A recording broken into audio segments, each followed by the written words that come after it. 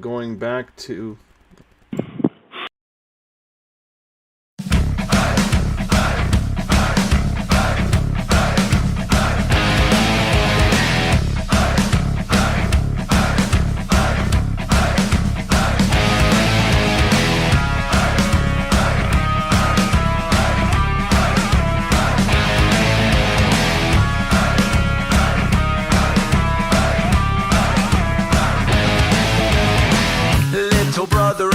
control, shoveling dirt in every hole, predators to condemn your soul, watching you and watching me.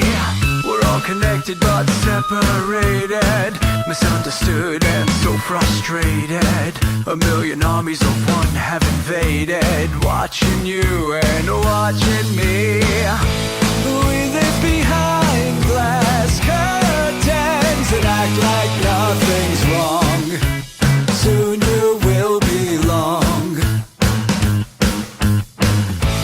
I know you're out there somewhere. We've watched you for so long. Wait for you to fall. We'll expose you all. I know you're out there somewhere watching me. Little brother wants to make headlines, be immortalized. Everyone's got an electric eye with the digital spies. They've watched you for so long. I know you're out there somewhere watching me.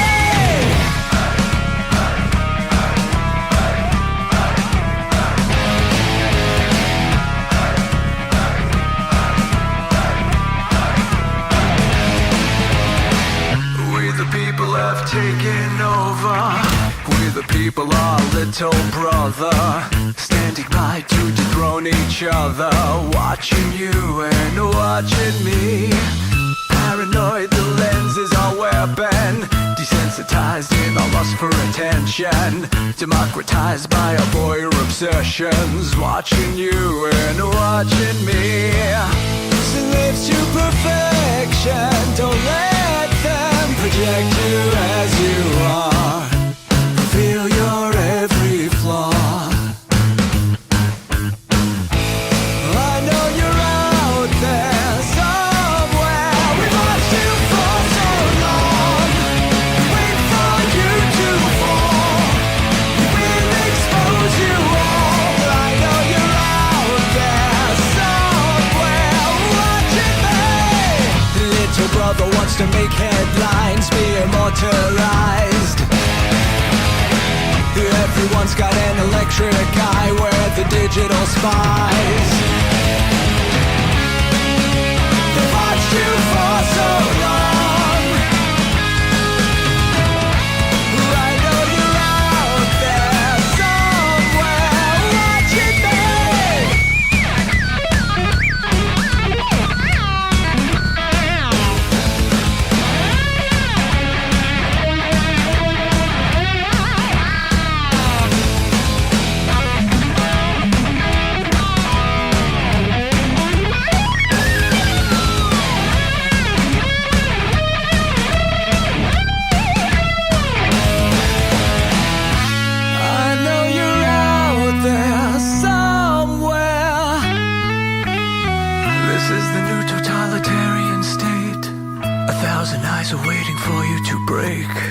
Stay in line, don't make a mistake. We're watching. We watched you for so long. We wait for you to fall. We will expose you all. I know you're out there somewhere watching me.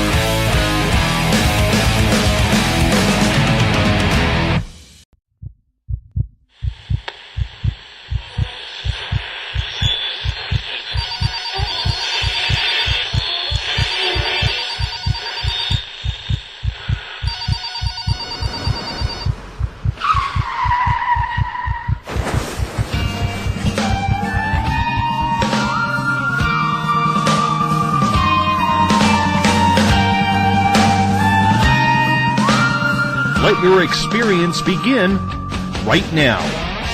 From high atop the mountains of British Columbia to you listening around the world, this is Spaced Out Radio. You can follow us on our website, spacedoutradio.com, on Twitter, @SpacedOutRadio. Give our Facebook page a like, Spaced Out Radio Show. You can follow us on Instagram, Dave Scott, SOR, or on our YouTube channel, Spaced Out Radio Show. They let us play with all our toys. They let us think that we're big boys. They let us make the louder noise, but women rule the world. They let us think we're Superman, that we're the only ones who can be strong, but we break on command, cause women rule the world. Buckle up, space travelers. It's time to go for a ride as we are live on Spaced Out Radio.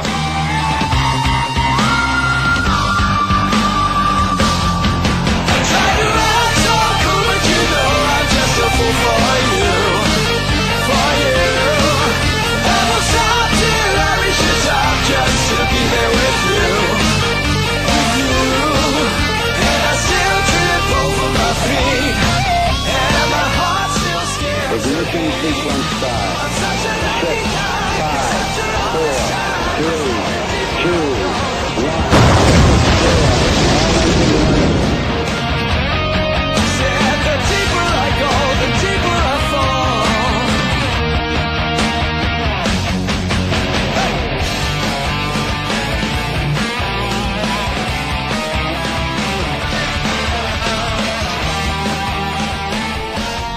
Good evening and welcome to Space Out Radio. Tonight I am your host Dave Scott, and thank you for tuning in and listening in at spacedoutradio.com and on Spreaker.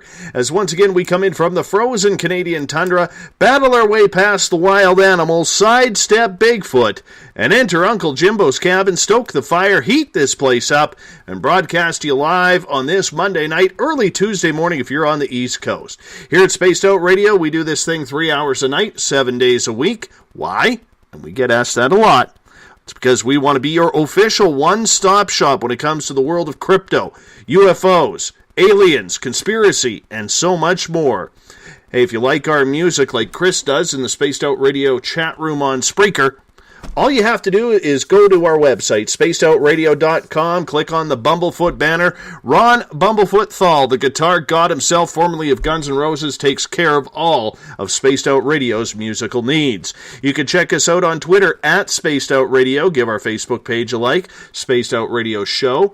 On Instagram, I can be followed at Dave Scott, SOR. Subscribe to our YouTube channel, Spaced Out Radio Show. And, of course, our website is spacedoutradio.com. At this time, we say hello to everyone listening in on the High Plains Talk Radio Network, in the Spaced Out Radio chat room on Spreaker, along with our fans on Facebook at Ufologie Chronicles, Chronicles of the Unknown, Forest Moon Paranormal, and our flagship chat room, the SOR Space Travelers, where tonight I am playing the role of Bruce Becker.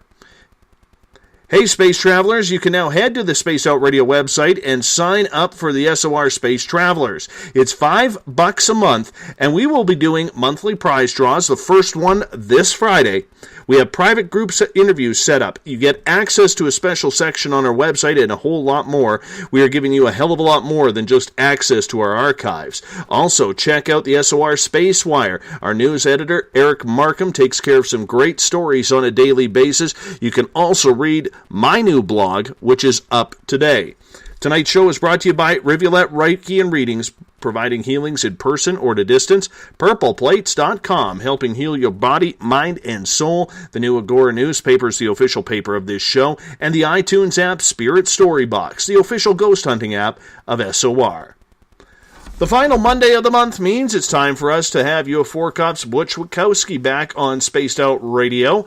Butch is a jack of all trades when it comes to investigating the unknown. He's worked cases of missing people, UFO landings, black triangles, men in black, werewolves, dogmen, and so much more. If it's a topic off the charts, he's jumping in with both feet. When Butch was first on Spaced Out Radio about a year ago now, he told a horror of a tale about missing persons in the United States. Would you believe the government actually writes some of these people off? Where have they gone? No one seems to know. But there's a good chance many of those people are no longer on this planet. Tonight on SOR, we are getting deep into the UFO phenomenon with Butch. Butch is a studious investigator recognizing patterns from previous cases of investigation. And what he's finding out now with his research is downright incredible. Reports from across the U.S. coming in regarding landings, takeoffs, telepathic communication, contact. Butch says the reports sound so unbelievable, but they have to have so much in common as well. And there might be something to it. UFOcop.com is his website. We bring in Butch Witkowski. Butch, glad to have you back on Spaced Out Radio. How are you, my friend? I'm very well, and thanks for having me back on. It's always a pleasure. You know, we always have time for you in around these parts of northern British Columbia, Canada. If you could send me some cool weather, that'd be really appreciated. You know what the best part about living here? Today it was about 25 degrees Celsius, so that's probably 75, 77 your temperature. We were 90. We don't get a sense of or anything to do with humidity.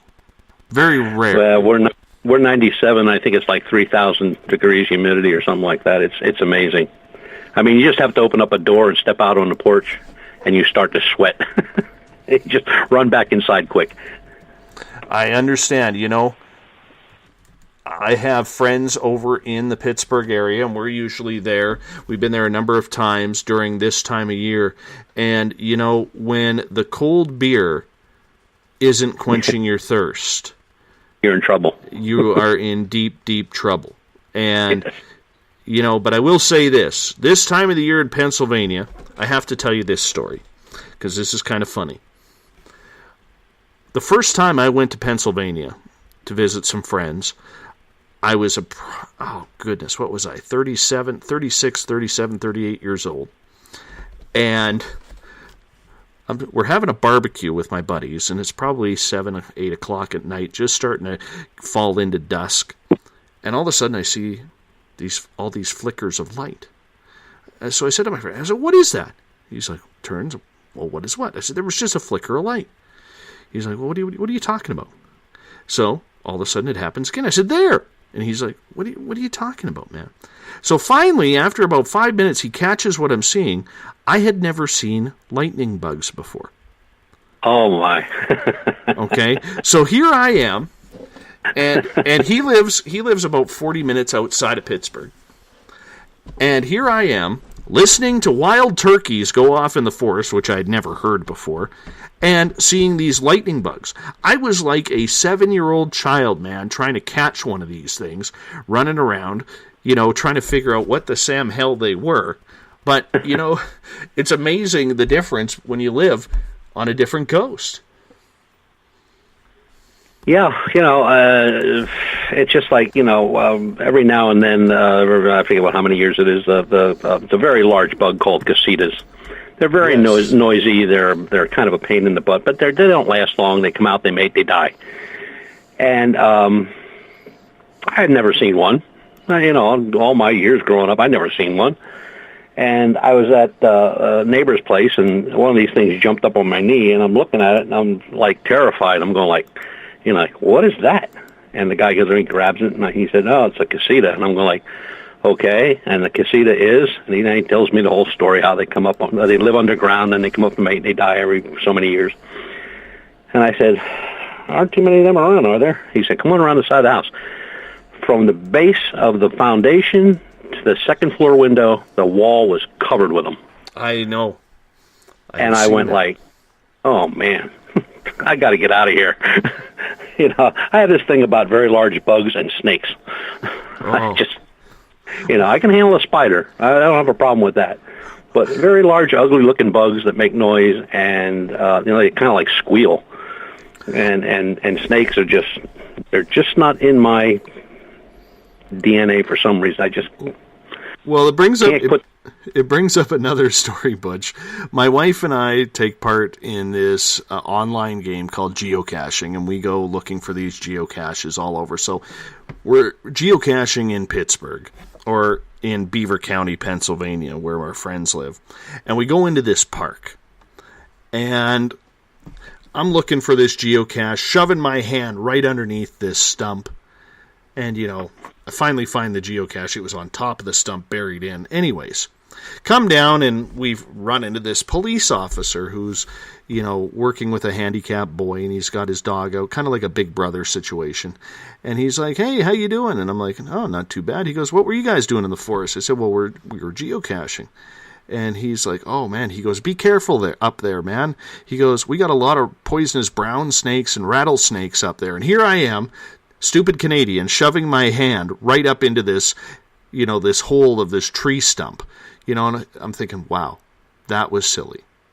That was absolutely silly. So, I'm worried about bears, right?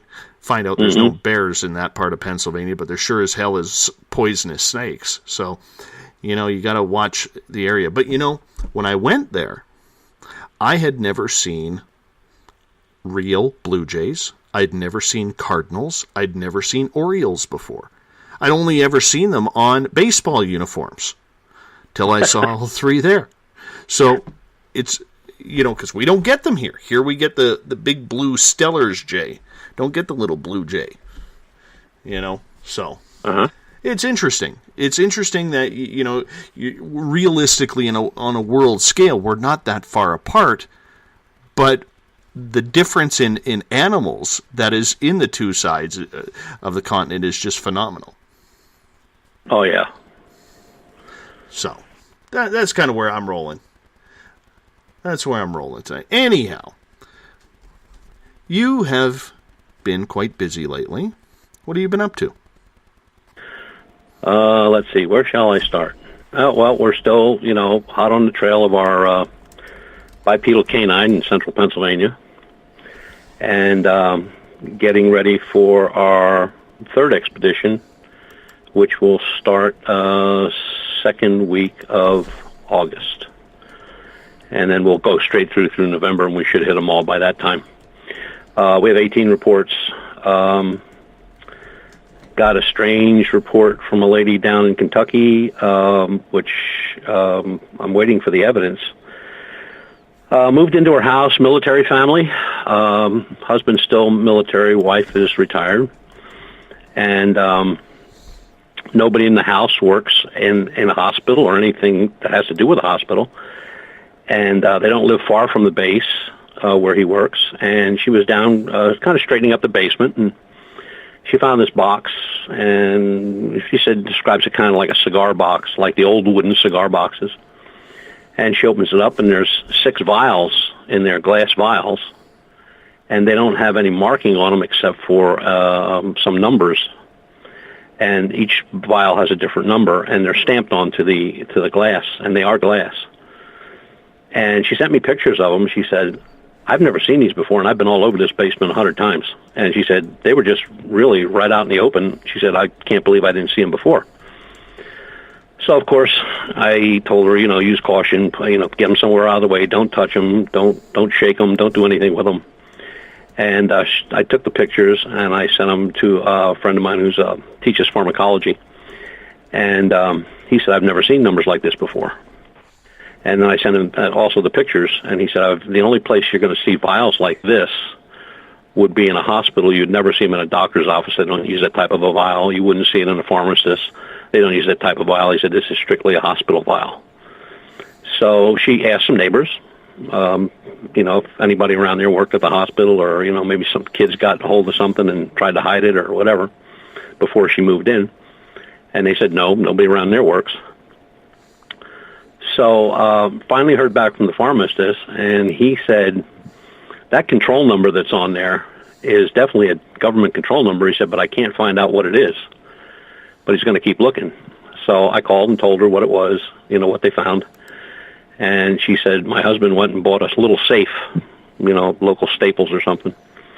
And he's going to put the box and the vials in the safe and lock it up and move it out into the garage just in case it's something that you don't even want to be near.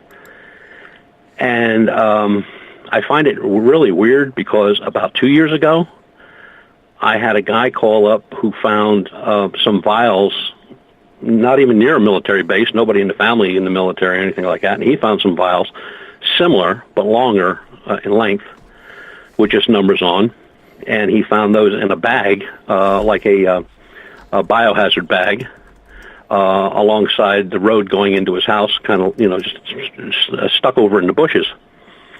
And when he saw the biohazard, he just got scared, and he buried him. And I said, well, it's probably a smart move. And I didn't think anything of it until this lady called up and said about these vials. And I'm wondering, why are vials with fluid in and no other markings? And they're the type that you use a needle you can inject into the cap and draw from. So I don't know what they are yet, but that's one of the new ones. So we're kind of working on that one. And I did set some feelers out to a couple other folks that may know what we're dealing with, a couple chemist guys that I know. But at this point, I have no idea what it is. I just told him to, use caution. He's doing that. He's locking them up. And they don't have any kids, so there's no worry about kids or animals at the house getting into anything like that. But it's just very strange. That's the second time in about 2.5 years that these vials have showed up. And I'm wondering, why would people be throwing vials around? And the second thing was, why would they call me? I'm not a pharmacist. I mean, what are they? You are the man of the weird, though, man. If it's weird, you're investigating it. It's coming to that point, I think. But it was just, I guess she heard a radio show or something like that, and I don't know what I was talking about at that point, but she just reached out and got a hold of me. And then we have another case, and that is here in Pennsylvania, where a couple goes out to a spot where they hunt deer, and they place game cameras up, of course, all year round. And the game camera shows photographs of, there's a deer at a salt lick, okay, and there's this beam of light off to the right, and the deer is absolutely looking at the light, and when the light goes away in a couple other pictures down, he's back looking at the salt lick, and then when the light comes back on a few pictures down, he's back looking at the light, and then he's looking up. Now, the deer is definitely seeing something. I told her to get the camera checked through the company that made it, and they said no, they don't have any issues with the cameras as far as a light beam. She did send them one picture. She didn't send them any other information. And they said no, it's not a camera issue. It must be a reflection off of something. Well, the daytime pictures show nothing, only the nighttime pictures, and they all show the same length of the beam, and the width of the beam is within millimeters of each other, and they're never in the same spot. Like one time they'll be to the right of the deer or whatever's there. There was a raccoon doing the same thing, and the raccoon was even looking at it. And then sometimes it's off to the left, and then sometimes it's further back, closer to looks like a wooded area edge, to where this field meets the edge, and outside that wooded edge is where they have the salt block set. And it's just weird. I mean, I looked at it, I sent it to a couple of guys that really know their stuff about cameras and these type of cameras. They said they never saw anything like it before. So what she did was she bought a new camera, and she has the old camera still where it was, still positioned, and she put a new camera right on top of it. And so she just put that out, I believe last Saturday. So she's going to let it sit for a week. They're going to go back out and take the cards out and see if those cards, if the new camera shows the same thing that the old camera shows, then there's something going on. If the new camera shows nothing and the old camera is still showing that beam, I'm going to say it's something, either camera with, the flash of the camera going off, hitting something, or, because there is a sign close by, but the sign is way off to the left and back. And I mean, I own surveillance cameras that are similar to what she's using as a game camera, and they don't throw that much of a flash. I mean, it's an infrared to begin with, and that black flash they call it, it's not that powerful where it would hit a sign that's like 60 feet away, and the sign is really close to the ground. It's not something that's 8 or 10 feet up where, when you look at the trees, and she shows me, what her husband's standing there, and he's 6 foot, and you can see the beam, with the tree edge, you can pick out certain points to get the height of where the beam, and the beam is way higher than he is. Well, the sign is way lower than he is, but it's like down the road. So I don't think it's that, and besides that, the sign is facing them, so it would only be the edge. And the camera lens doesn't have that width. It's not a wide-angle lens. It's one of these cameras that shoots. I think it shoots a picture every minute and a half or 2 minutes, as long as there's something moving around in front of it to keep it activated. And it's an older camera, and the newer ones are much more sophisticated. But that's another one, another case that we just are jumping into. So lots of strange stuff in Pennsylvania as usual. I still don't understand, man. Something to do with the ley lines or just military or something. One of the things that interests me about these lights, though, is we have heard so many reports that people who are investigating Bigfoot with trail cams often get those lights. And, the odd time UFOs have been caught by those trail cams as well. Are you leaning more towards Bigfoot and something supernatural like that, or are you more leaning ufological on these? I would probably say, because it's so close to the ground, it would probably be something, if it is, it would probably be cryptozoology, or it would be a camera issue. Now, if she comes back and says that the new camera didn't capture anything like that, then I'm going to say it's a camera issue. I'm going to have her move the camera. I'm going to have her move the camera off on an angle with the back of the camera facing the sign, or either putting something over it's a sign that just says that some kind of corn is planted there for and it's an old sign. It's been there for many years. So I said, just throw an old towel or something over, or a black plastic baggie, and block the sign and see if that does anything. But if it's still there after all that, then there's an issue.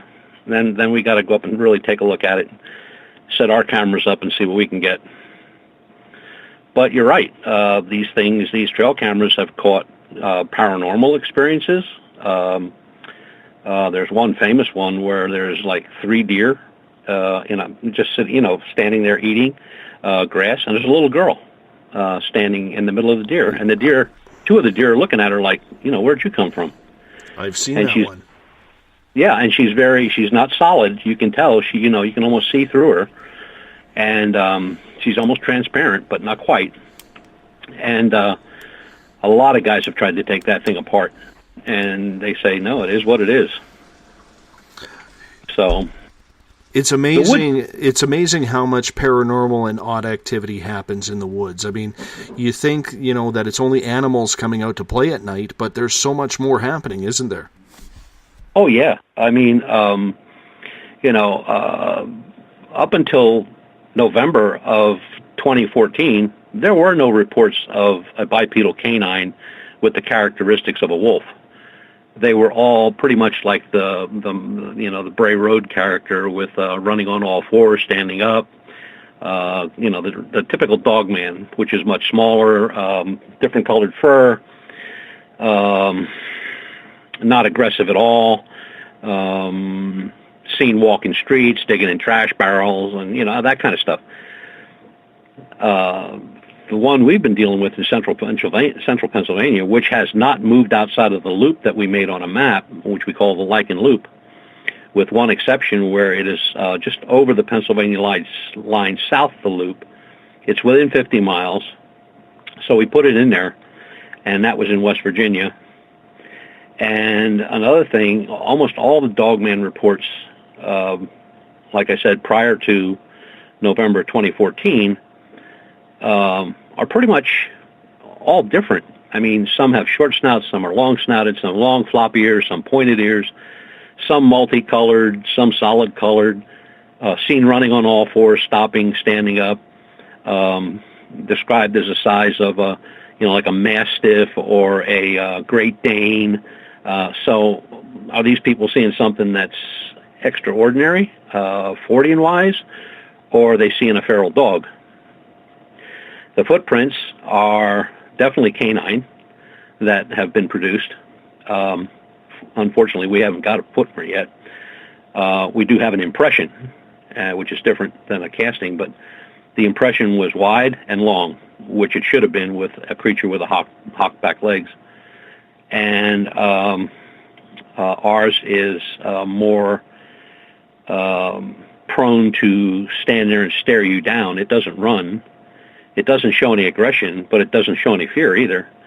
And one thing that sticks out, or two things that actually stick out with what we're looking for, is the fact that every report, besides being pretty much identical to the first report and the last report, in size, shape, color, everything else, mannerisms, the glowing yellow eyes is one. And the other is that people that encounter or see this thing have this really deep inner fear that if they stick around, something really, really bad is going to happen. And we've had that with people that were unarmed, and we've had that with people that were armed. So you get three guys armed with high-powered rifles all stopping and going like, we need to get out of here, and they back out with their weapons pointed behind them. And then you have another guy who's taking a walk up a path near a pond and spots one of these things standing there staring at him in the mountain laurel. He's got a shotgun in his hands. And when I said to him, I said, well, did anything enter your mind like to use the shotgun? He said, I don't think it would have stopped it. He said, I just kept backing up. It kept watching me. He said, it was staring right into my eyes. I got in my truck, and he said, I ain't going back there again. And we've had that in 3 cases where people just absolutely refuse. They will never go back there again. They don't care what, love nor money. They're not going back. So as far as Dogman versus this bipedal canine, I don't know what it is, so that's what I call it. I think there's a big difference. And this thing is not seen outside that loop. And it is always seen in very dense, heavily forested areas of the state, central Pennsylvania. It's not seen near any towns, nobody's backyard, no parking lots. It ain't going to the 7-Eleven and buying a Slurpee. I mean, it stays where it is in the deep, dark woods, and that's it. And and another thing that is kind of weird is that every place it has been seen is at one time, or is now still, Indian burial grounds. Yeah, we have them all over the place here too. Yeah, well, until 1754, there were no white men in Pennsylvania. This was all Indian country. And another thing that was a little strange was when we started the background research after the second report, where we really started getting into it, I found a report from 1868 that describes exactly to the T, with no differentiation, the same creature I'm looking for in 1868 in the newspaper. Seen on a farm, but now that was seen in western Pennsylvania. So, don't know what I'm looking for, but I'm looking for it. And we're going to throw everything we got at it. And on that note, I'm going to get you to hold on, Butch. We're going to take a break here at the bottom of the hour. It's that time already. Weird. That was a fast half an hour. You're listening to Butch Witkowski on Spaced Out Radio. UFOcop.com is his website. Butch comes on the final Monday of every month to discuss all things weird that he's investigating. You're listening to Spaced Out Radio. I am your host, Dave Scott. We'll be back right after this. Would you like to become one of our space travelers? All you have to do is click on the Space Travelers icon at spacedoutradio.com. For only $5 a month, you can get access to some great prizes, as well as private monthly shows, newsletters, and a members-only section on our website. Become a space traveler today. Hi there. This is your medium, Joanna, from Spaced Out Weekend, 2 Mediums and a Large. I would love it if you would come and join us with host James Tyson every other Sunday on Spaced Out Weekend. Together, we will take your calls and your questions live. Our goal is to provide you with a positive outlook on deep questions that you may have. Questions regarding love, relationships, money, or whatever else is on your mind. Come and check us out at spacedoutradio.com. Every Saturday and Sunday night, as Dave Scott wanders aimlessly in the wilderness, you can come hang out with me, James Tyson, in Spaced Out Weekend. Starting at 9 p.m. Pacific, midnight Eastern, I'll take you along as we talk with some of the best experts in their fields. SpacedOutRadio.com is the place to find us. So sit down, relax, put your feet up. Enjoy the topics like the paranormal, supernatural, intuitiveness, and so much more. Hope to see you there.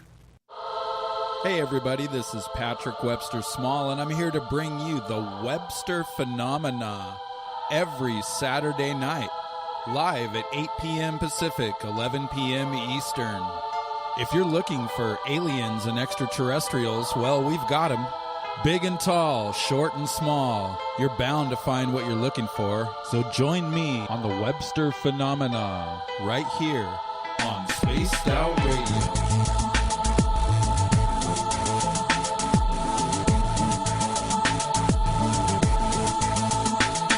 Visit purpleplates.com today. For over 40 years, the Purple Energy Plates have been delivering amazing results for their many customers. Inspired by the great genius Nikola Tesla, the harmony, healing, and energetic effects of the plates have proven over and over to be beneficial and often miraculous to thousands of customers. With their money-back guarantee and the many benefits, how can you afford not to get one? Check their site for daily specials and choose from their many energy products. You won't be sorry. Visit them today at purpleplates.com for mind, body, and spirit, and expect a miracle. Have you ever wondered about those weird and strange creatures people have reported throughout history? Do you wonder if those stories are real? Me too, and that's why I started Cryptopia.us. Hey, this is Rob Morphy, crypto historian. Join me once a month on Spaced Out Radio with Dave Scott, where we will get into the odd and bizarre reports, from the Dover demon to hairy hominids and everything in between. I will break down what people like you and me are seeing at spacedoutradio.com. Looking for a place to advertise at a very reasonable cost? Look no further than Spaced Out Radio.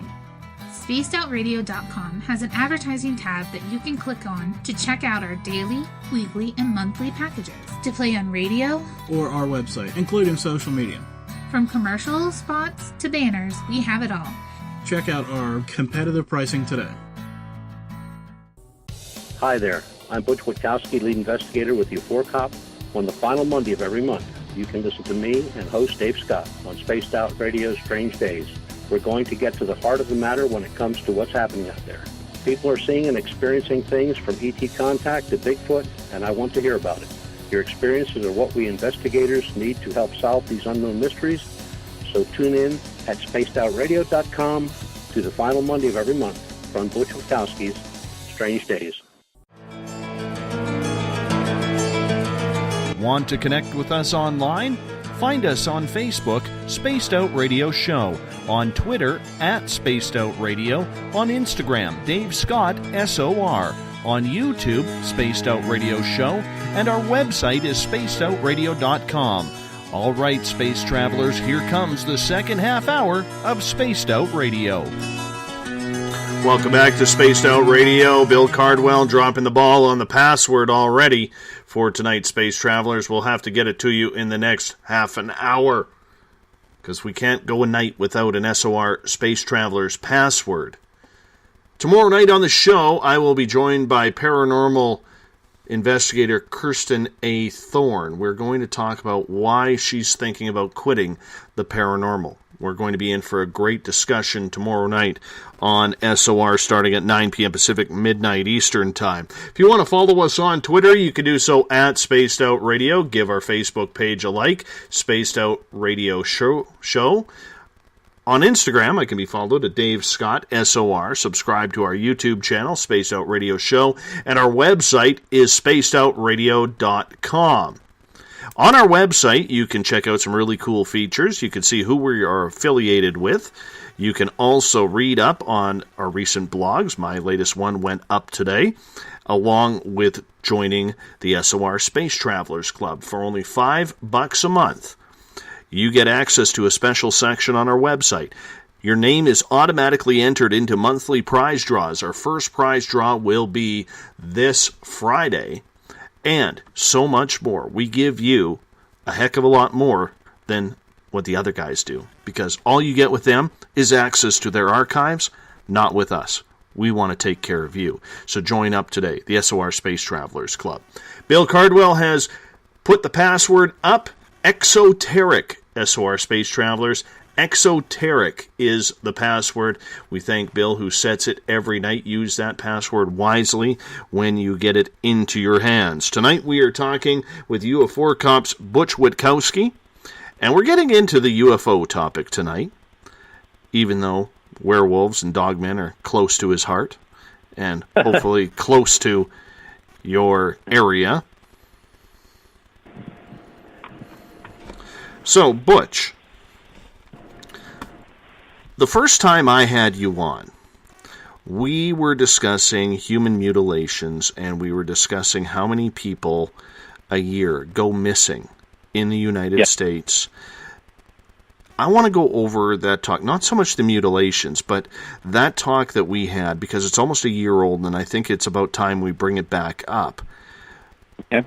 You have some incredible sources in the alphabet groups in the government that you play very close to your chest, as you should.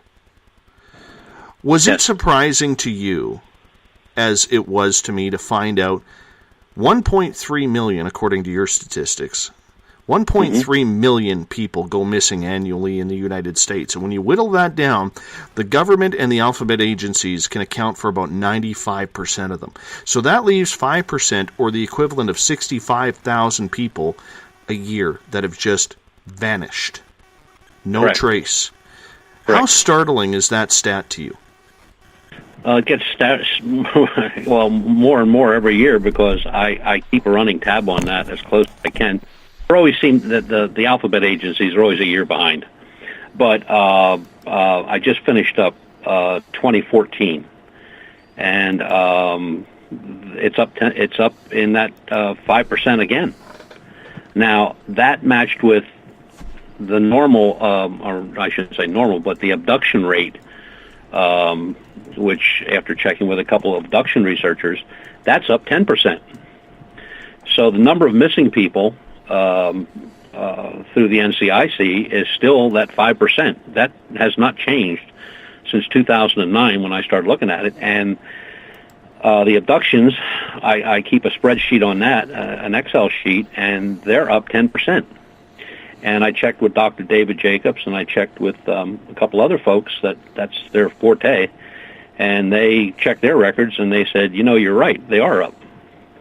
And one said 8%, the other one said 11%, and I'm at 10%. So, we all don't get the same reports, but I think that's pretty sensational. That number isn't changing. So, when you go back a series of years, now you're talking about numbers that are staggering. And where are they? They're not found. There's no trace of them. It's men, women, children, all ages, all classes of people, rich, poor, everything in between. It's almost mind-boggling, because when you sit and think that, I'm only looking at the United States. I'm not looking at Canada. I'm not looking at South America. I'm not looking at Europe. I'm not looking at North Africa or any place else. I'm only looking at the United States. And we seem to be the only one that really keeps a record of missing folks that are reported, found, of course, and some that are found dead, or suicidal or whatever, walkaways.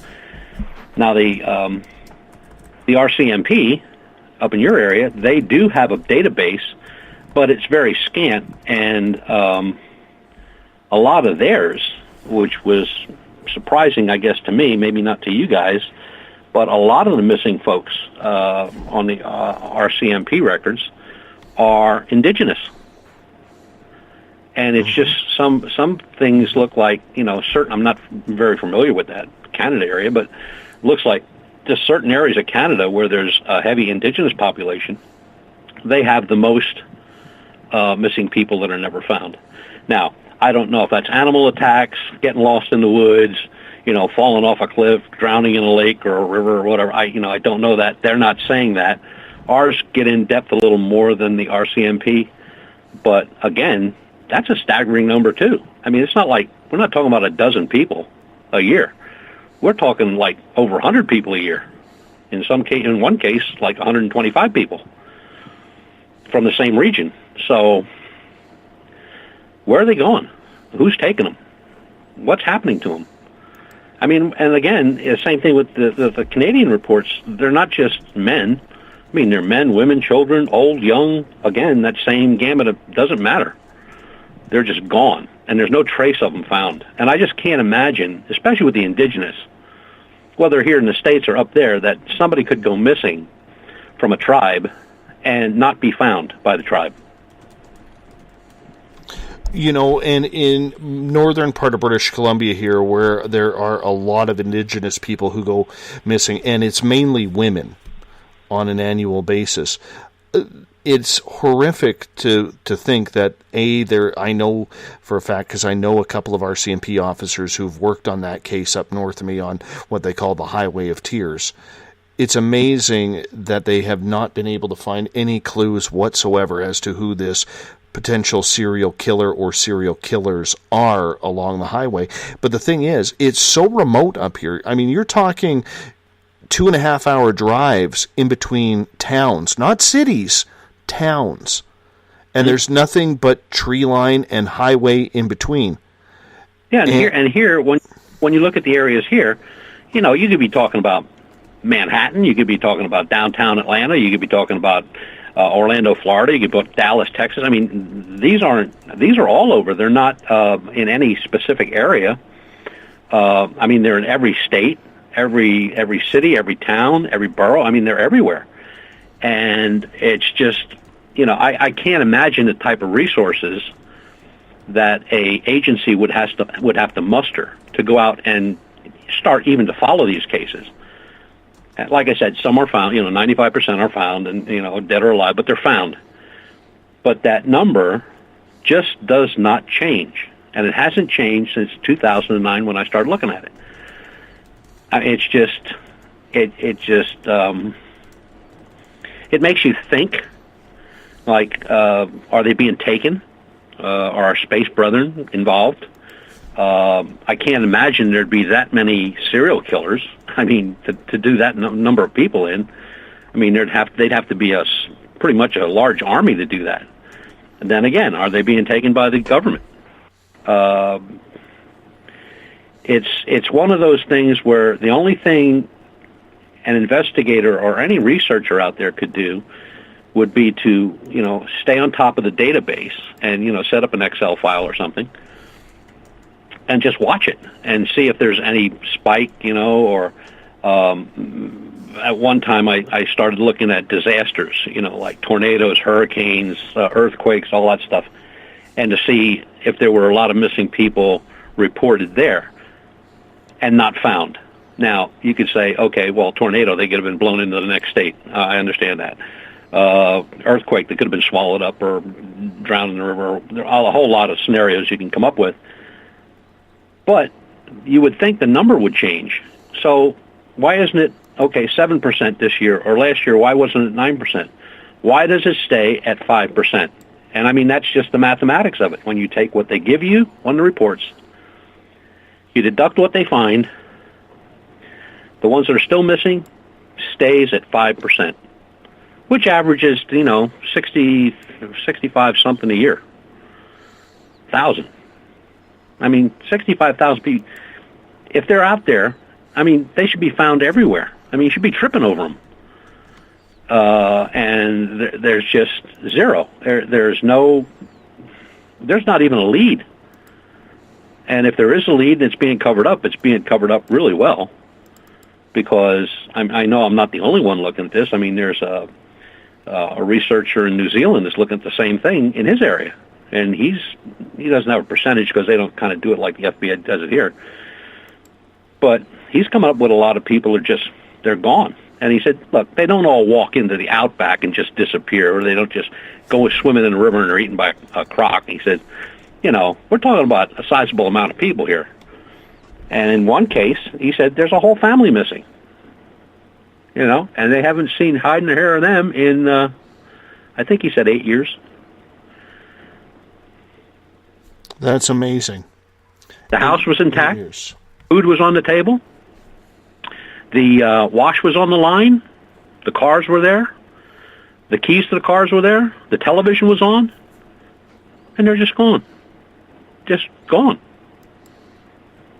There was no forcible entry, no broken windows, no sign of a struggle, no blood, no crime scene that would say that there was something nefarious happened. They're just gone. Now, in his area, in New Zealand, they speak of demons.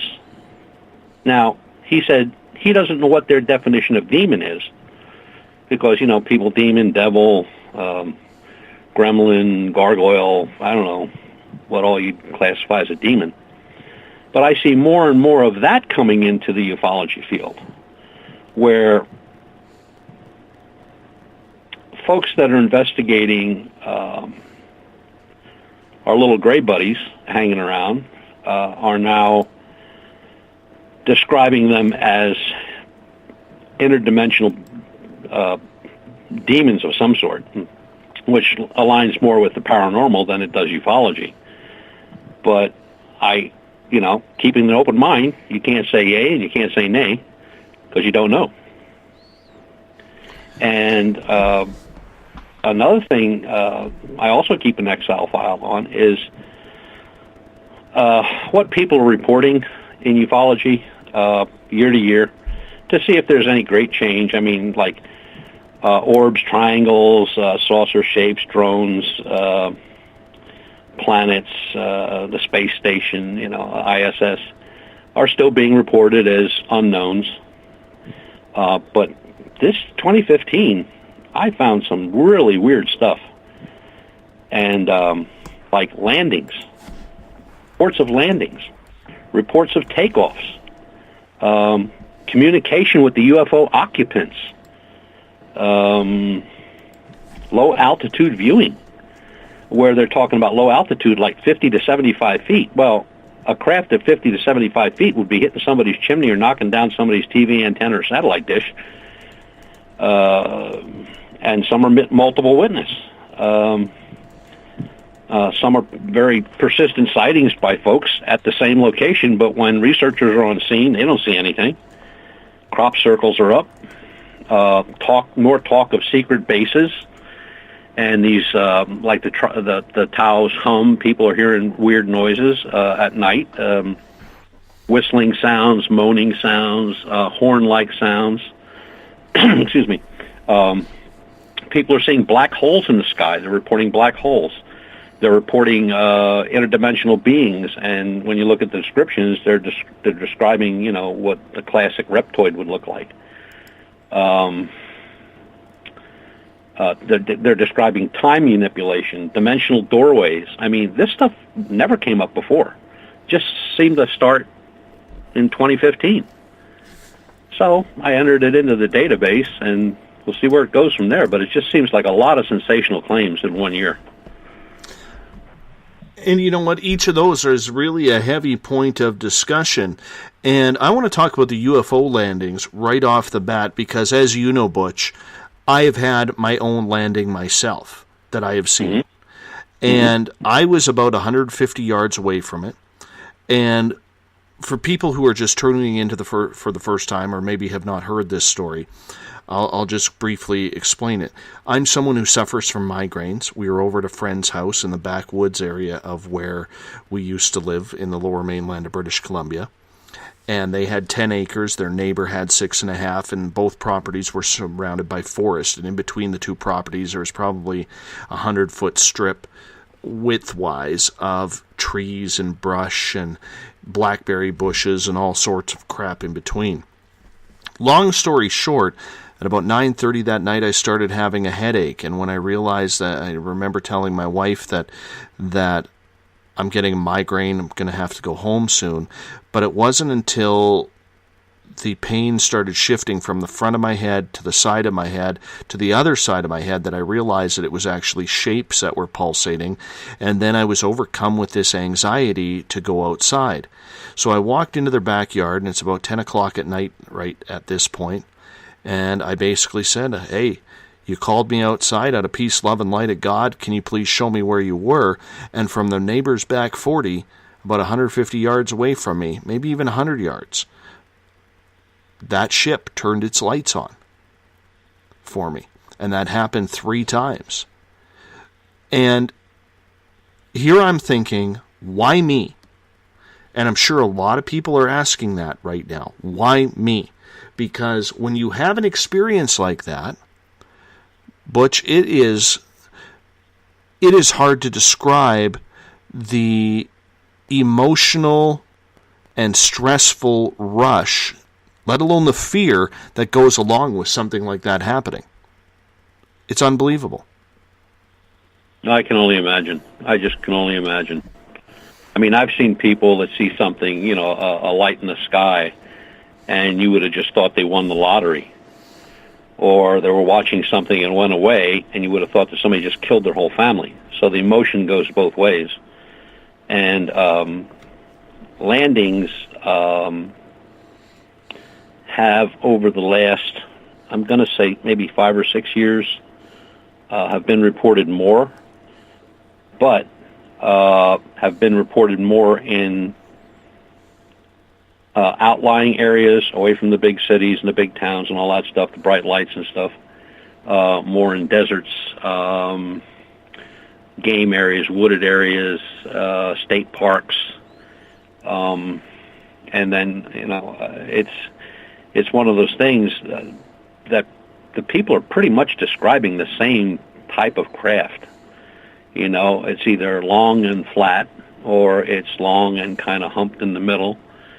And in some cases, they're talking about, you know, in some of these reports where they actually see the occupants, either through some kind of a viewable window, or some describe it as a screen, like a flat screen TV, or outside the vehicle. So, again, like everything else in the paranormal or Fortean studies, you got to keep an open mind. You know, you could sit here all night long and say everything you read and just call the person a liar, or they're delusional, or they're bipolar, or anything else you want to come up with, or they're suffering from sleep deprivation or anything else.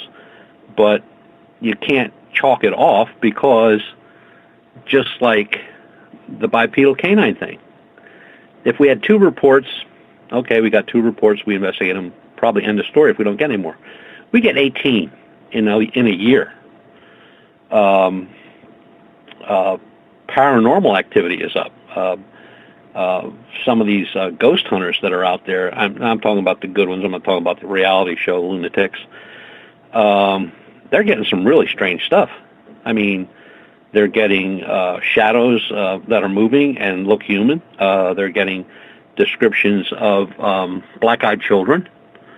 They're getting documentation of, since electronics has advanced so much since the old real type recorders. I mean, now the digital recorders can pretty much pick up anything, and now they have the special recorders that are built for that. They take out all the white noise, and they can, you know, they can hear a flea pass gas in your backyard. But something's going on, and it started in 2015, and I just can't put my finger on it. It's just like, it's almost like almost a new realm of investigations opened up. And who opened it up, I have no idea. But it, you know, when I'm reading a report of a person claiming a low altitude viewing of a craft, 75, 50, 75, 100 feet off the ground, and I'm reading that report from Virginia, and I'm reading almost the identical report in Las Vegas, Nevada, in the desert, over a ranch. The description of the craft is exactly the same, no different. Color, lighting, size, hovers, moves back and forth a little bit, and then shoots straight up. Now, the chances of having a craft in Virginia and a craft in Las Vegas, Nevada, looking the same, acting the same, and taking off the same, and being the same height off the ground, in my mind, is too much to be a coincidence. I got a quick question here from Galen in the SOR Space Travelers room, and we got about 2 minutes before we go to break. What about missing people who have disappeared under weird conditions? Why would aliens keep them? Well, the first story out there, and everybody's heard this one before, is where, you know, Eisenhower met the saucer at Holloman Air Force Base in New Mexico. He made an agreement, evidently, that they could take, if they would give us technology, we would let them take so many people per year to experiment on, but they promised they would bring them back. So that's the number one first draw story that always pops up. So somebody reneged on the deal, right? But I find that a little strange because the missing people, when the database starts, and the cattle mutilations that start happening out in the Four Corners part of the country and the central part of the country, almost start happening within the same time period of a couple of years. So not only do you have missing people, now you have the cattle mutes to be followed up shortly thereafter in the early 50s of the human mutes. So trying to draw the connection, I guess, isn't all that hard, but trying to prove the connection is going to be the issue and the problem. On that note, we're going to hop out and take a break here at the top of the hour. You're listening to Spaced Out Radio. Our guest tonight is Butch Witkowski. You can find his website by typing in UFORCOP. That's UFORCOP.com. You're listening to Spaced Out Radio. I am your host, Dave Scott. We'll be back right after this.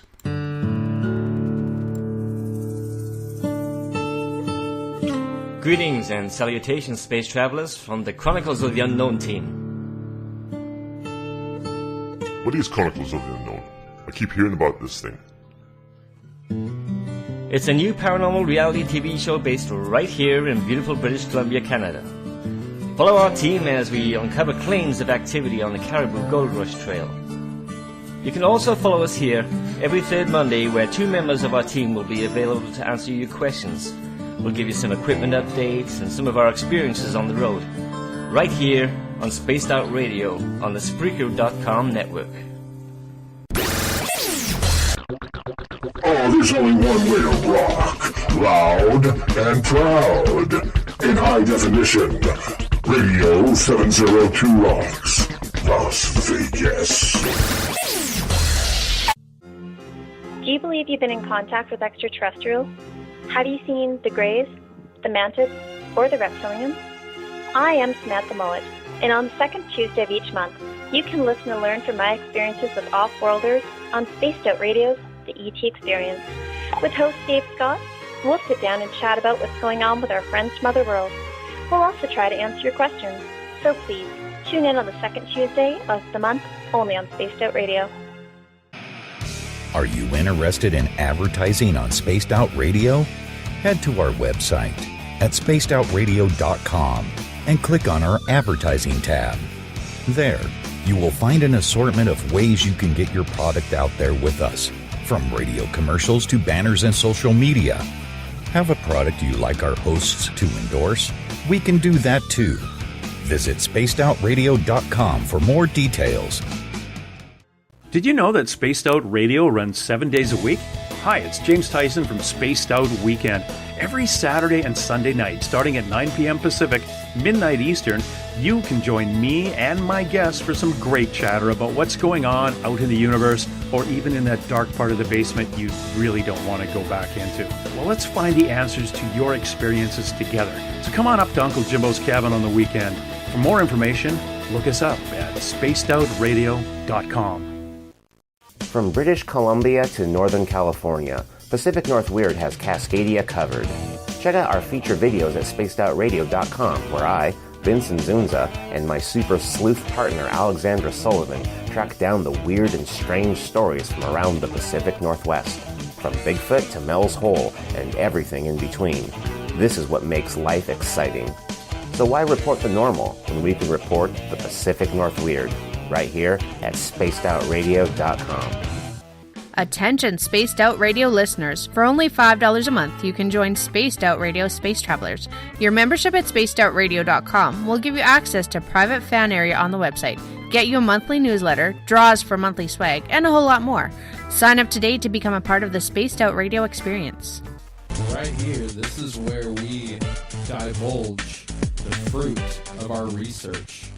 Here on the Webster Phenomena every Saturday night at 8 p.m. Pacific, 11 p.m. Eastern on Spaced Out Radio. And we give it up to you guys, all the listeners, and the live listeners usually get something special and hang out in the chat room. And we love to have you. So we'll see you every Saturday night at 8 p.m. You know where. If you're a fan of social media, you can follow Spaced Out Radio on Twitter, @SpacedOutRadio. Give our Facebook page a like, Spaced Out Radio Show. You can also follow us on Instagram, Dave Scott, SOR. Our YouTube channel, where our archives are stored, is Spaced Out Radio Show. And of course, our website is spacedoutradio.com. Welcome back, Spaced Out Radio listeners. Our password in the SOR Space Travelers room tonight is exoteric, set by Bill Cardwell. He is also the first member of the SOR Space Travelers, which you can sign up for at spacedoutradio.com. Tomorrow night on the show, Kirsten A. Thorne will join us. We're going to talk about quitting the paranormal and why the field is turning so many people who've been longtime investigators away. That's tomorrow night on the Mighty SOR, starting at 9 p.m. Pacific, midnight Eastern Time. If you want to follow us on Twitter, you can do so at Spaced Out Radio. Give our page a like. Spaced Out Radio Show on Facebook. You can also find us on Instagram, Dave Scott SOR. Subscribe to our YouTube channel, Spaced Out Radio Show. And when you're signing up for the SOR Space Travelers on our website, spacedoutradio.com, check out the other cool features as well. You can listen to our Music Man, Bumblefoot. You can read the SOR Space Wire if you want to catch up on the weird news. And you can also check out my blog, which was posted today. I highly hope you do. Give it a comment as well. Tell me what you think. It's on the paranormal. Tonight we are talking with Butch Witkowski from UFOcop.com, and we are talking about UFOs, aliens. You mentioned right before the break, Butch, that a lot of people are having a lot of weird and different sightings. Do you think or buy into the theory that there is a thinning veil, which all of a sudden people who are stepping out into the spiritual world are actually starting to see more? Yes, I do. I agree with that. Because, some of these things that I described earlier, like, dimensional doorways and time manipulation, interdimensional beings, et cetera, well, you never heard about that stuff just a few years ago. I mean, you never saw that in a report. You never heard it on a radio show. You never heard it at a conference. I've never heard it from any of my peers. And it just seems like somebody or something is giving these folks a more transparent view, that they're looking at things that we as researchers never looked at. I mean, I was never looking for black holes. And, it's not just a few people. I mean, secret bases come and go. I mean, every now and then they'll pop up, the secret base here, secret base there. There are now groups of researchers that are looking for these things. And I'm not just talking about Area 51. I'm talking about places all over the country. And more researchers are trying to find out how many types of space brethren we have out there. I don't know how they're going to do that. I mean, I just don't know. I mean, the old standard was, even way back when, that there were 57 different varieties of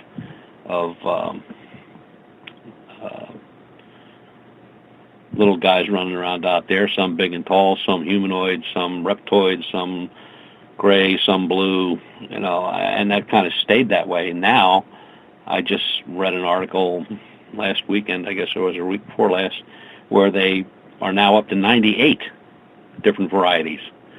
But my thing there is, as always, how do you know that? I mean, how do they know that Bigfoot stacks sticks up?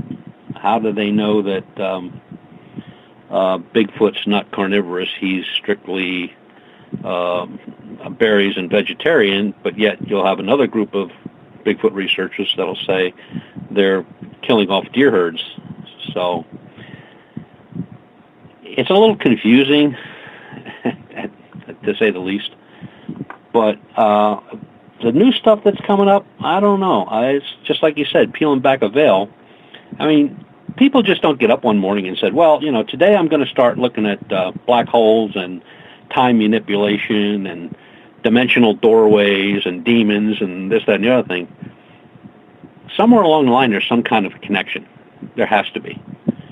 It's just not something, like somebody says they're going to go looking for UFOs. Well, yeah, that's kind of normal. I'm going to go hunt ghosts, or I'm going to go hunt cryptoids, or I'm going to go cryptozoological specimens. But for somebody to pop up and just say, I'm studying time manipulation, or I'm studying dimensional doorways or black holes, that's unheard of. And, if anybody out there has got anything they want to throw my way to get me on the right path for that stuff, I'd be more than happy to talk to them. But I don't have a clue why that would even come up, or how they got involved in it to begin with. Nothing has happened worldwide or anyplace else that has shown to be some time manipulation or dimensional doorway opening and closing, or black holes. We know the black holes that are spotted by the astrophysical guys, with their telescopes. But they've been there for day one, I guess. But these other things, I just don't see how all of a sudden it just pops up and you got these groups out there now researching them. I mean, bravo for them, but I'm just trying to figure out how it started. What started it? And that's the whole thing. But one thing that I have learned in the last 18, 19 months of doing this show, Butch, is there are literally thousands of people out there that between 2010, late 2010, through 2011 and entering 2012, almost to the point of the end of 2012, where there was like an open gap there where all of a sudden thousands of people seemed to all of a sudden to have experiences or become more spiritually connected or telekinetic or something along those lines, where all of a sudden people who've never seen UFOs or ghosts before were seeing them everywhere or starting to have experiences. Have you looked into that timeline theory? The timeline theory came up right after, of course, the 2012 apocalypse thing. And there were researchers working on that, but they just seemed to go away. I mean, they just went to the wayside. Nobody heard anything about it anymore. I mean, you could buy the books on 2012 and stuff. But, I mean, it seemed like they were great guns and going forward, and they were looking at religious aspects and territorial aspects and ancient aspects of what was causing all these different things to happen around the world, and then they just, dropped it. Now, I don't know if they didn't find anything, they got disheartened, or they just didn't know where to go with what they had, and maybe nobody was listening either. But there has to be a connection, whether it's spiritual or reality or mind implants of some sort or telekinetics. There has to be something. There has to be something that has pushed this realm of investigation and research to the forefront in just the last year. I mean, I went back 2014, 2013, and basically they were all the same. Your typical reports, orbs, triangles, saucers, drones, Chinese lanterns, orbs of multicolored bolides, meteors, planets. Not this time. This time, this other stuff is showing up. And if it'd be one or two or three reports, I probably would pass it off. But I read dozens and dozens of reports. And I don't have an explanation. I mean, I don't even know where to begin. I mean, I don't know any of these researchers personally. I've read some of their papers. Papers are very short, brief, to the point. The biggest one is the dimensional doorways. That seems to be the biggest one, where it's kind of like, and I don't want to use this word, but I'm going to have to because I can't think of another one offhand.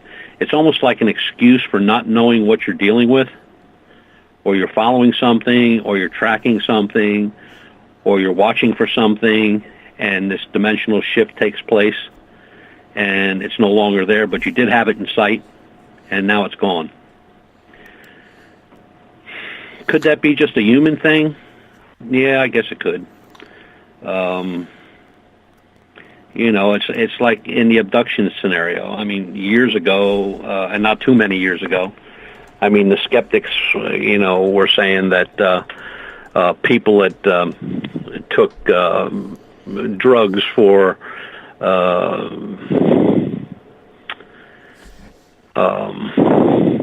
epilepsy were prone to seeing these things.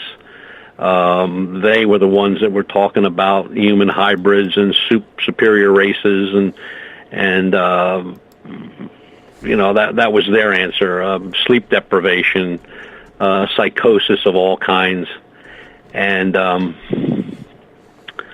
I just kind of came to the conclusion that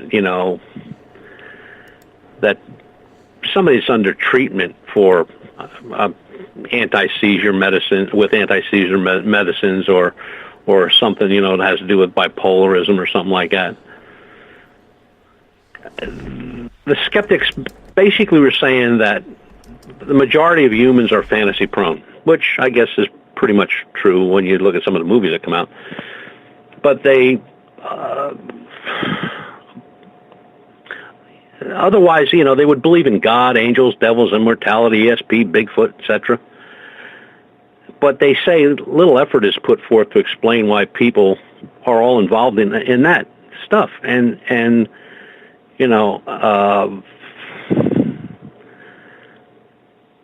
the research studies and the test group studies and the scientific papers proved all that to be wrong. I mean, just because somebody's an atheist doesn't mean they're never going to see a UFO. Or a priest is not going to, see Bigfoot walking in the woods. And I just don't find their argument that as such a simple remedy that, like all abducted persons and all people that see ghosts or, they're under some kind of seizure drugs or any kind of drugs. I find that to just be ludicrous. And, they don't do anything. I mean, the skeptics, they don't say anything. They don't do any studies. And you have, the thing of the superior races. Yeah, there could be. I mean, nobody said there isn't. Nobody said there is. And, then they say, well, the planets are too far away. And look, you can get into all kind of scenarios. But if you don't have an open mind and you're not willing to look at everything, I don't know, take up fishing or something, because this stuff is just too complicated. It takes too much time and research, and if you're not willing to put in the time and research, I'd say get another hobby. I have a couple questions from Claudia for you, Butch, and she is asking in the SOR Space Travelers room on Facebook. Butch, do you believe our government is opening portals? Is that some of what people are seeing? It could be. I mean, our government's been hiding this stuff since day one for many reasons. Yes, that could happen. I'm familiar with a case where some Bigfoot hunters were out in some very dense woods doing their thing, looking for Bigfoot. And out of the woods walks a fully armed military guy, night vision goggles, the whole 9 yards, carrying an M4 rifle. He had everything, radios, the whole nine. He looked at them, they looked at him. They were both as surprised to see each other. And what comes out of his mouth? Well, I'm just hunting bear.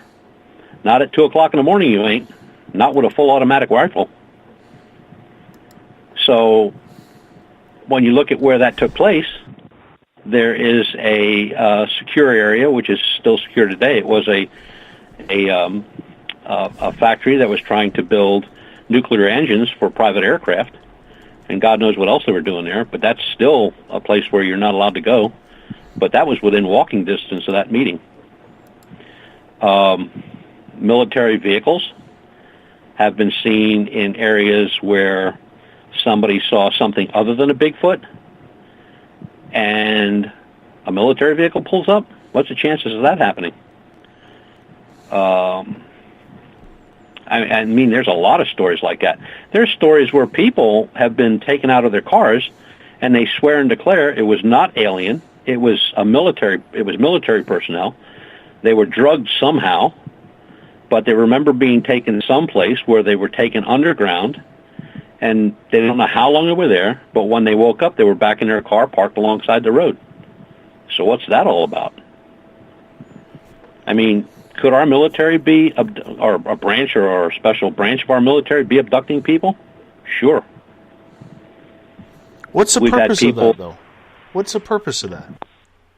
I don't know, but we've had report after report after report of people reporting or going to report, or maybe they put it out on Facebook or Twitter or one of the UFO sites that they had this such and such a sighting. Next thing you know, a military guy's at the front door telling them not to talk about it. He's not a man in black. He's wearing a uniform. The problem is, on that uniform, he has no emblems. There's no U.S. this or corporal stripes or sergeant stripes or lieutenant's bars or nothing. It's just a plain military uniform. And he gets into a like a Crown Vic four-door or something, and off he goes. And that's happened many times. There's many reports like that. So, could our government be involved? Oh, yeah. I wouldn't put anything past those guys. Let's get to another question from Claudia here while we're waiting. She's wondering if our government knows how to make holograms and if we are able to time travel through them. Holograms, yes. Time travel, I do not know. But holograms, absolutely. They've been using, oh my God, 6-8 years ago, they showed a hologram in Britain. It was the English Army put out a hologram, and they showed 16 tanks parked in a row. And guys were walking around them, looking at them, describing them. You know what was there when they turned the hologram off? Nothing. It was a blank field. Wow.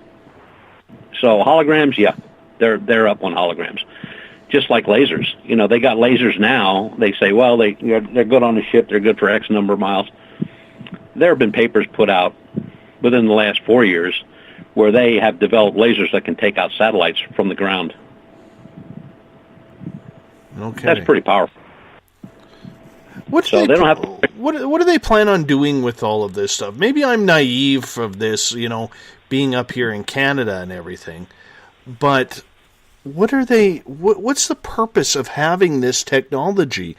Because all this stuff can just rain some serious havoc on the world. All it is, and I mean, look, every large army around the world is in development of all this stuff, and it's a deterrent. My gun's bigger than your gun. Okay, well, I'm going to develop a bigger gun. Okay, so you developed a bigger gun. Well, I developed a bigger bomb to knock out your bigger gun. It just goes on and on and on, and we pay for it. I mean, the amount of money spent in black ops is in the hundreds and thousands of billions of dollars, and they don't have to tell anybody where that money goes. Period. They just write a check or whatever they got to do, they do. Now, in defense of that, yeah, I'm sure there's things that they're defending against, but I'm more concerned about the stuff that they're not defending against, like abducting people maybe, or some military guy walking around the middle of the woods in central Pennsylvania at 2 o'clock in the morning with an M4 rifle and full battle gear, night vision goggles, the whole 9 yards. What the hell is he doing? So, Claudia's right. I mean, Black Ops has been... I mean, they had Black Ops back in the 1700s. The Navy is... Yeah, everybody thinks the FBI, CIA, DOD, they're all the hotshots. No. The top most involved and advanced folks that we have in the government, as far as intelligence, weapons development, and all that stuff, is the United States Navy. Period. Why is that? They were the first ones. When the old frigates were on the water, they developed Marines to put them up in the mast to shoot the guys on the ship beside of them, take out the captain and the lieutenants and the guys that were running the ship. That's what their job was. And then the guys down below, they decided that, if we infiltrated this or we sent somebody in there to get this. So they developed actually the spy, I don't know what they called it back then, but they found out that intelligence, knowing where a fleet of ships was going to be in harbor, pretty much sitting ducks, was a whole lot better than fighting them on the open sea. So they started the intelligence services of the United States Navy, and it's been very effective. Does that kind of play around going in past with what happened with the Philadelphia experiment? Well, the Philadelphia experiment, it was a good movie. The old one was a good movie. The book was kind of exciting. But the only problem with it was when the ship was supposed to be missing from Philadelphia and was showing up in Virginia, the ship was at sea, and there are pictures of it at sea in the Pacific. So either they had two ships the same, or the whole story is just bunk. Mm-hmm. What's your gut feeling on that? Bunk. Because nobody ever talked about the Philadelphia experiment at all, ever, until the book came out. Once the book came out, all kind of people started talking about it. People that weren't even in the Navy. People that weren't even living in Philadelphia or near the dock or on the naval base in Philadelphia. I mean, everybody's coming forth with all kind of information, like shipwrights were coming saying, well, we installed all this special electrical equipment that we didn't know what it was, but we installed it. Well, how'd you install it if you didn't know what it was? You know, and and there was just a series of things like that. The Brooklyn Navy Yard was involved, and this was involved, and these guys were involved, and these guys were involved, and they found out that no, when the Brooklyn Navy Yard said they were laying something to get it down to Philadelphia to finish the building of the ship, that they had no room in their docks because there were pictures of the docks that were filled. They just built it in somebody's garage. So if they had four docks to build ships and 4 docks are filled, how'd they build this ship? Or how'd they build the parts that were needed for this ship to ship down to Philadelphia? Just a whole bunch of things over time. But it is a great story. And it is really far out there when you think about it. Could they do it? I mean, then you have to think about the Nazi bell. Could they do it? That was supposed to be a time machine. You know, there's so much information out there, and yet there's no information out there, if you know what I mean. And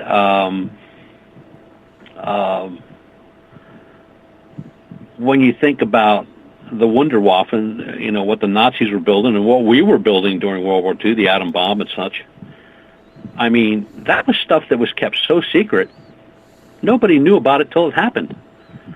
So we know they're very good at keeping secrets. I mean, the development of an atomic weapon, and nobody knew about it. I mean, the people that lived in those areas around New Mexico didn't know about it. They were doing test shots. The Nazi bell was, you know, all the components were being built in mines by slaves. The slaves didn't tell anybody because when they got to the point where they were useless, they were shot. So secrets are secrets. And, you know, it's just like when people say that, you know, sooner or later the government is going to put out and tell us all about the UFOs. And Russia's threatened to tell all about the UFOs. English were going to tell us all about the UFOs. The Spaniards were going to tell us all about UFOs. That's been going on for years. What have they told us about disclosure? Nothing. They're never going to talk about disclosure. You have Colonel John Alexander saying, well, you got disclosure. Look at Project Blue Book. There's 1,400 reports in there that are deemed unidentifiable. So they've already admitted they have 1,400 of these things in there that are unidentifiable. So therefore, it must be UFOs or something not of this earth. But disclosure, no way. Never going to happen. You know what? A few months ago, I would totally disagree with you on that. But over the last couple of months, my idea on disclosure has completely changed. And the big reason why is, never mind what technology is out there that they don't want to lend us, Butch, or they don't want us to know about, but the main thing is, I am strongly in belief in looking what is happening at this presidential election race, whether you're a Republican or a Democrat, or just somebody who can't figure out who you're going to vote for. I strongly believe what we are seeing in this election run goes a long way in learning what would happen if somebody in the White House, whoever it may be, comes down and says, they're here, we've been in contact, and it's going to send everybody into a frenzy, even worse than what we are seeing today. And we got about 30 seconds before we have to go to commercial break. Okay, just look what's happened with just emails. Exactly. So, emails threw everybody into a tizzy. So now we're going to tell them that, we got some reptoids working in the basement at the White House. They're doing the copy work, and we got some guys over at the Pentagon, but they're from Zeta Reticuli, and this guy Joe Biden, who's our vice president, he's actually from Neptune. So it's. Well, I hear agree. They got a good pasta there. My friend, I'm going to put you on hold here. We're going to take a break here at the bottom of the hour. Butch Witkowski is our guest from UFOcop.com. That's UFORCOP.com. He joins us the final Monday of every month here on Spaced Out Radio, which happens to be tonight. You're listening to Spaced Out Radio. I am your host, Dave Scott. We'll be back after this break. Have you ever had an extraterrestrial experience? One you just couldn't explain? Well, maybe I can help. Hello, I am Samantha Mullet. On the second Tuesday of each month, I will join Dave Scott on Spaced Out Radio to bring a human aspect to ET contact. It's something I've lived with my entire life, and I'd love to help you understand. Let's share our experiences. The ET Experience, the second Tuesday of each month, only on Spaced Out Radio. Fairies? Bigfoot? Dogmen? Trolls? Goblins? Hey, if it's cryptid in any way, I'm looking into it. Hi there, this is author Ronald Murphy, also known as Spaced Out Radio's Crypto Guru. Join me every second Wednesday of the month on Spaced Out Radio with Dave Scott, where we will talk about the stories people call tall tales. I will fill you in on the latest sightings and the hidden histories that are causing quite a stir. You can find everything at spacedoutradio.com. Hi there, this is Jolene with Rivulet Reiki and Readings, and I want you to relax. Let me help you chill out and get in touch with your body, mind, and soul. In this busy world, sometimes we need to let go, and this is where I can help.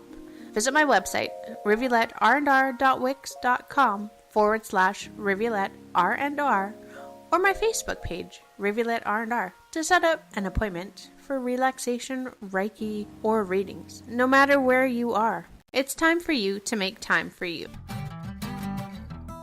Would you like to expand your clientele? Have you ever thought of online radio advertising? Check out spacedoutradio.com to get your name out there. Our listeners support those who advertise with us, so why not give it a try? We have the most competitive advertising prices out there. Just click on the advertising tab on spacedoutradio.com and contact us today. Are you an ET experiencer, but you just don't know what's going on? Are you too timid or shy to discuss it with anyone? Maybe I can help. Join me, R. Keith Andrews, the first Friday of every month on Spaced Out Radio, and I will help you to find the answers you're looking for. Together, I will help you understand the off-worlders and the true meanings behind your experiences. All you have to do is join us in the Spaced Out Radio chat room. See you there. Every Saturday and Sunday night, as Dave Scott wanders aimlessly in the wilderness, you can come hang out with me, James Tyson, in Spaced Out Weekend. Starting at 9 p.m. Pacific, midnight Eastern, I'll take you along as we talk with some of the best experts in their fields. SpacedOutRadio.com is the place to find us. So sit down, relax, put your feet up. Enjoy the topics like the paranormal, supernatural, intuitiveness, and so much more. Hope to see you there. Hi there, this is your psychic medium Joanna, and I would love it if you would join us every other Sunday on Spaced Out Weekend. With host James Tyson, we'll bring you personal psychic messages on two mediums and a large. Questions about love, life, career changes, We would love it if you would come and join us live. Call in and listen in for the experience. Allow us to open the doors to your other side. Two Mediums and a Large, heard only on Spaced Out Weekend at spacedoutradio.com. Would you like to become one of our space travelers? All you have to do is click on the Space Travelers icon at spacedoutradio.com. For only $5 a month, you can get access to some great prizes, as well as private monthly shows, newsletters, and a members-only section on our website. Become a space traveler today.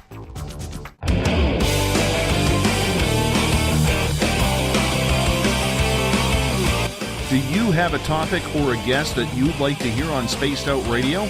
Let us know at spacedoutradio.com, where you can sign up to become a Space Traveler member today.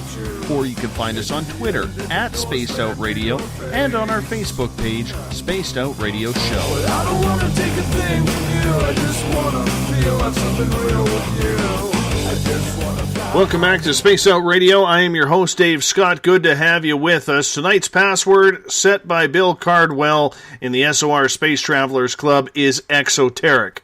Make sure you use that properly, Space Travelers. Exoteric is your password for tonight. Greatly appreciate you guys hanging out with us in the Spaced Out Radio chat room on Spreaker, as well as the SOR Space Travelers on Facebook. Always glad to broadcast you live Monday through Friday. And then Uncle Jimbo and Elizabeth on Saturdays and Sundays, starting at 9 p.m. Pacific, midnight Eastern Time. Tomorrow night on the show, we're talking about quitting the paranormal. Kirsten A. Thorne will be our guest tomorrow night on the show. If you want to follow us on social media, you can do so at Spaced Out Radio. Give our Facebook page a like, Spaced Out Radio Show. On Instagram, I can be followed at Dave Scott, SOR. Subscribe to our YouTube channel, Spaced Out Radio Show. And our website is spacedoutradio.com. While checking out our website, I highly suggest you join the SOR Space Travelers Club. It's only $5 a month, cheaper than a Starbucks coffee. You get your name automatically entered into prize draws. That's starting this Friday. We're going to make our first draw this Friday. You get a private section for posting on our website. You get access to private group interviews and a heck of a lot more. See, the other guys, they just give you access to their archives, not us. We want to give you so much more, make you a part of the experience. While you're on the website as well, check out our Bumblefoot page. You can read my new blog by clicking on the blog banner, and you can check out our newswire, the SOR Spacewire, from our news director, Eric Markham. Tonight we are talking with Butch Witkowski. He is the lead investigator and the man who invented UFOcop.com. How you doing, Butch? I'm doing fine. Yeah, I went into total radio voice there. I was going to say, is that your radio voice? Yes, that is our radio voice that we were taught not to speak like in broadcasting school. That's a good thing. Exactly. We've talked a lot about government secrecies, holograms, everything like that. One of the big things that still continues on, even though this program was supposed to be shut down in the 70s, is MK Ultra. Yes. It is one of the scariest programs, I believe, that is out there, that the public knows about, but expects the government to tell them the truth and say, we're not doing that anymore. But this MK Ultra is still in full effect, isn't it? Yes, a lot of people say it is, yes. MK Ultra, the project MK Ultra, which I find to be fascinating, started during the Cold War. It was actually the CIA initiated Project MK Ultra, and it was to be a secret and an illegal human research program to investigate potential mind control systems. The Russians were doing it too. The Chinese. The program operators examined the effects of hypnosis, biological agents, and drugs such as LSD, barbiturates on human subjects. A lot of historians suggest the program was designed to develop a mind control system that could be used to program the brains of potential assassins. In 1973, I believe it was CIA Director Helms ordered, all the documents from Project MK Ultra be destroyed, but a formal investigation of the program was launched several years later. And that project became the basis for several movies, and one of the most famous is The Manchurian Candidate. And the most recent was The Men Who Stare at Goats. And although there are certain sectors of those type of researchers that say the program worked, where they could actually, put somebody into a situation where they could be there for 10, 15, 20 years, and then they give them some kind of command, and whether, it's by word or by a certain thing that's done or a picture, and they go and take somebody out. And one of the scary things is, I read that in one report where the guy said, so how many of these guys are still running around out there? I mean, we're not talking about they did just like one or two people. They did quite a number. They had quite a number of human subjects they worked on. And, what kind of biological agents they concocted with their LSD and barbiturates and what they did to the mind or the brain, I don't think anybody's ever going to know. But MK Ultra was something. That thing there was just, and it was very well hidden until somebody spilled the beans, and then everybody just took off on it. Do you think, though, that it is in full effect much like it was, or do you think it's become so advanced that it's easy to keep it quiet when you have billions upon billions going into black ops projects that really don't have to be disclosed? Yeah, it's been so long now. You got to think that it's been advanced to the point where it could be foolproof. I mean, there were a lot of projects. Another one was Project 1794. And the Air Force did declassify all the documents on that, but that's where the Air Force was actually designing a saucer-type aircraft to shoot down Soviet bombers. And that was initiated back in the early 50s. And I'm not talking about the Avro car, which was developed and built up in Canada. It was this was a project that was undertaken by the U.S. Air Force, and it was a $26 million or $27 million project to actually make a saucer that could just be used to take down Russian bombers in the Cold War. They had a lot of projects. Project Iceworm, there was another one. Nobody knows. Very many people know about that one. In the 60s, the Army embarked on a mission to build a series of mobile nuclear missile launch sites, which they were going to place under the Greenland ice sheet. So they would house these medium-range missiles close enough to strike targets within the Soviet Union. Then that project was canceled in '66 because the ice started shifting, so it made for unstable conditions. It would have crushed the stuff that was buried under the ice. But I mean, they've tried so many things. Trying to think of another one. Operation Paperclip. That was widely known after the war, where we brought all the scientists over here from Nazi Germany and basically made them good old USA citizens, and they developed our space program. Manhattan Project, we talked about that, the atomic bomb, but there's just so many projects over a lot of them started right after World War II, and some of them I think are still being carried out today. They're still being financed, and they're still being developed, a lot more advanced than they were. But then you just look at the advancements we made since 1947 when the alleged Roswell crash took place. Microwave ovens.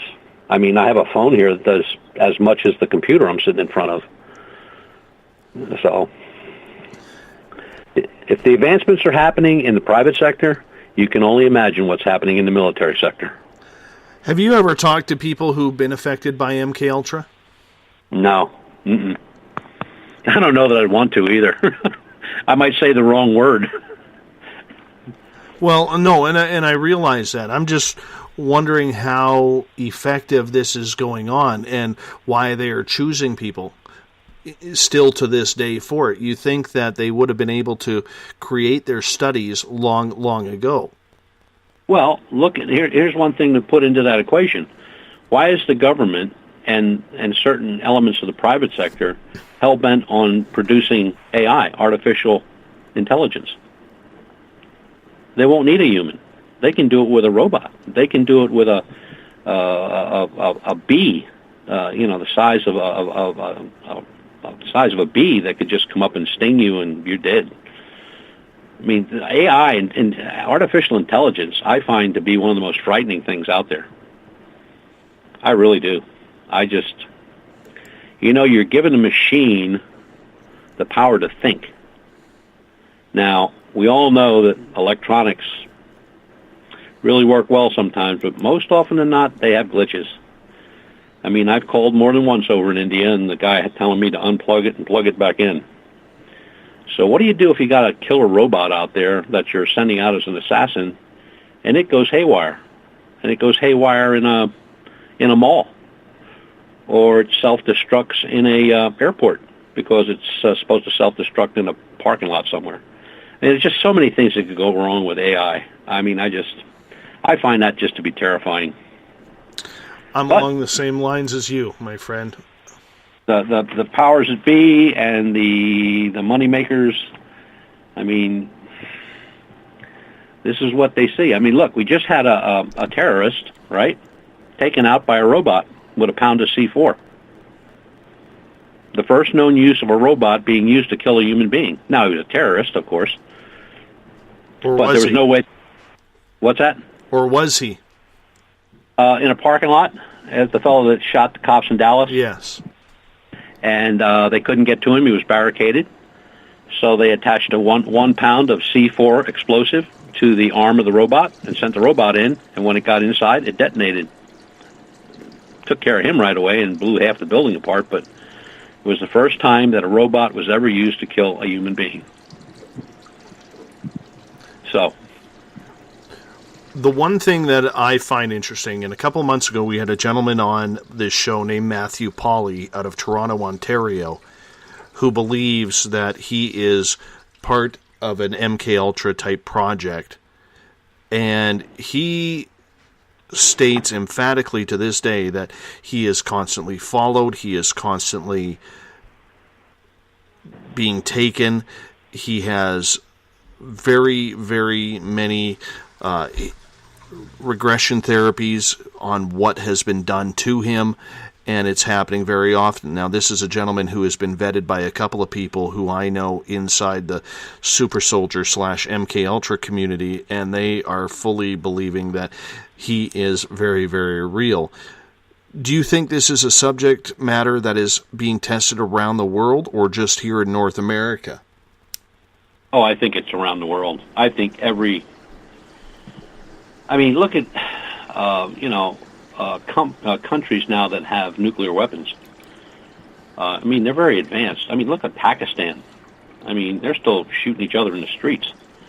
Half of them live in the Stone Age and the other half live in ultra-modern society and lots of money. And why wouldn't they use it?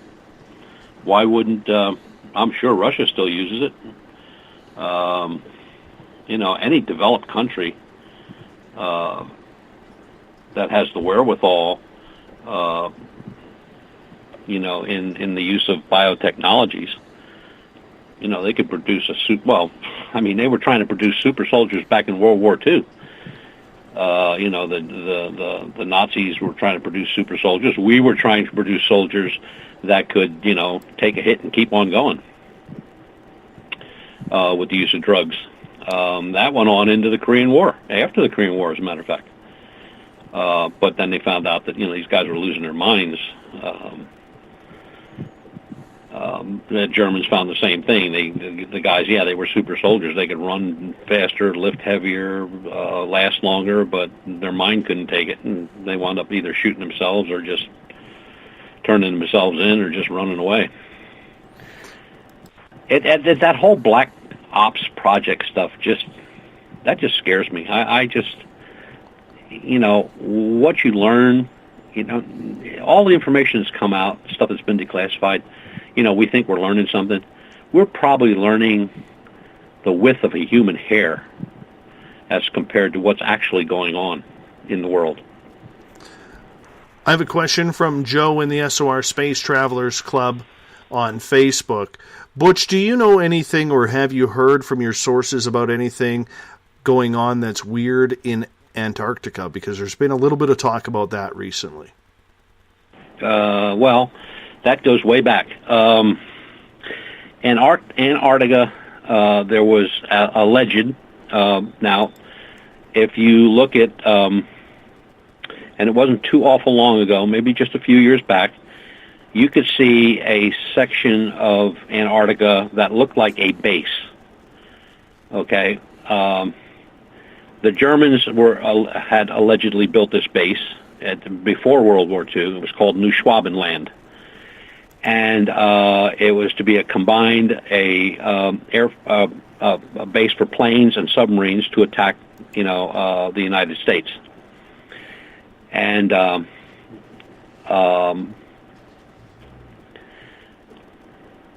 after a few people spotted that, a Google search today will show you the same, and you can get those coordinates, by the way, on Google. Just put in Nazi base or Antarctica. You'll get the coordinates. If you go to those coordinates now on Google, you'll see that area is just blacked out. It's just blurred out, like there's something covered. I did see the original Google. I'm pretty sure that I did get a picture of it or copied it. And it's definitely some sort of a base. I mean, you could see the beginning of a runway that went looked like it went into a side of a mountain.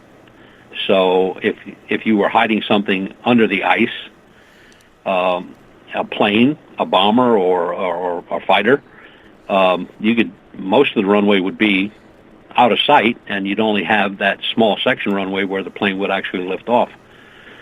You could see what looked to be pillar docks, which would have been used for submarines. Those same pillar docks are still visible if you go on a Google map and look up the Nazi Wolfpack pens. They're designed the same exact way they were during World War II. They have the same shape, almost the same length. So now Russia all of a sudden decides that it wants to go up there and claim Antarctica to drill for oil and all this stuff. Well, Antarctica, by treaty with all the countries, said that nobody owns Antarctica. Okay? And nobody owns either pole, North or South Pole. Nobody owns anything like that. That's open to the world for exploration, and has been for many, many years. But yeah, I think there's something going on up there.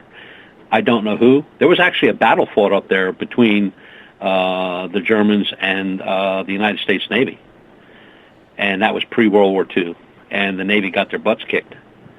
And I cannot remember the name of the battle, but there is a battle. If you look up Antarctica battle, U.S. Navy, there's a lot of articles on it.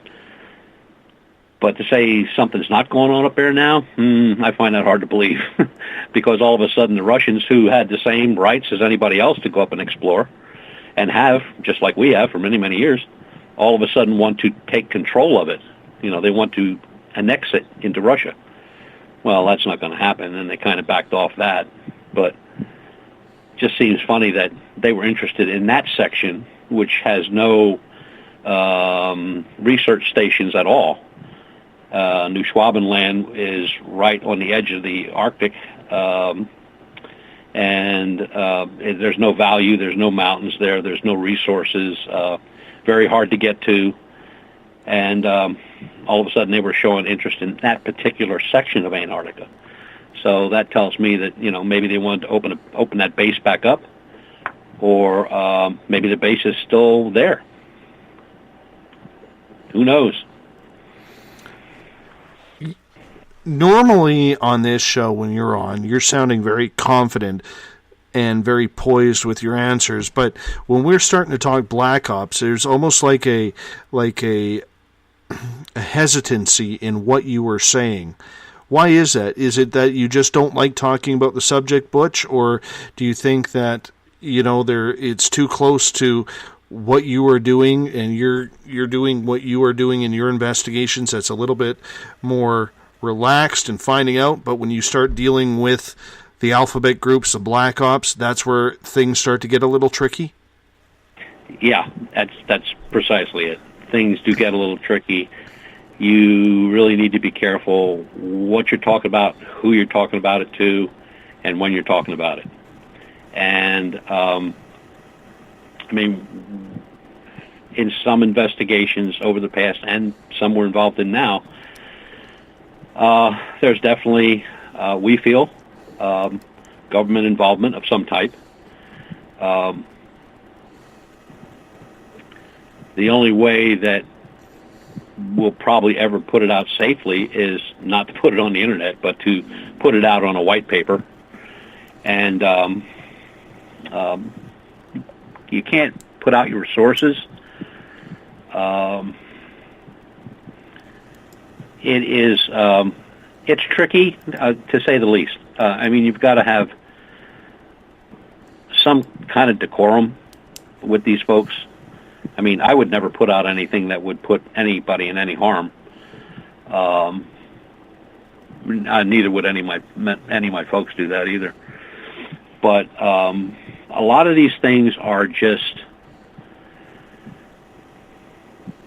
you think they were done. You think they were history. They were in the past. They're long gone. And then something pops up where you're going like, wow, they're still doing that? Or why are they doing that? Or why are they going there? Or, you know, these questions just keep arising. And they have for many years. And it took me quite a while to catch on to that.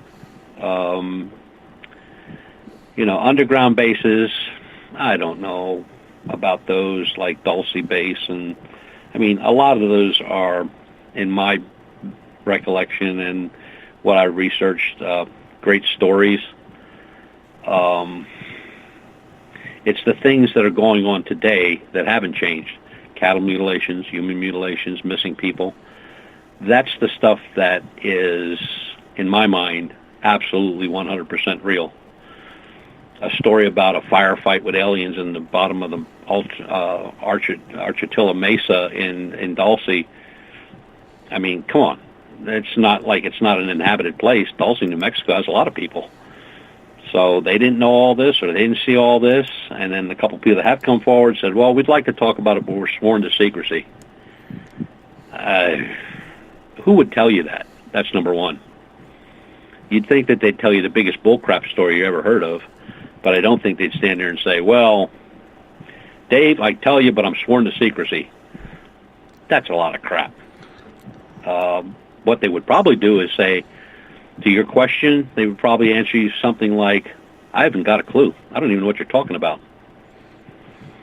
And let's face it, a lot of researchers, UFO researchers over the years have met their demise in very strange ways.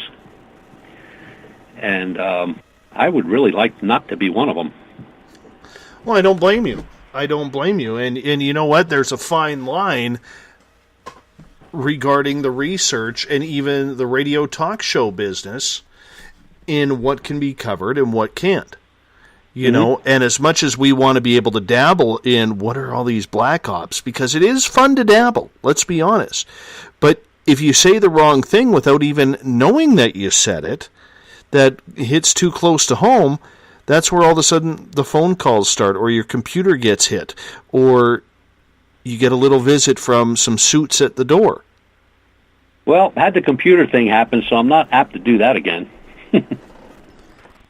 I mean, you know, I lost a computer, and I wasn't even doing an investigation. I was just being nosy. I wanted to see what this place looked like, and, you know, I went through 3 or 4 pages, and I'm reading about how it was built and what it's used for and blah, blah, blah, and then next thing you know, screen goes black, computer shuts off. I'm like, well, what the hell did I do? You know, it's always my first question.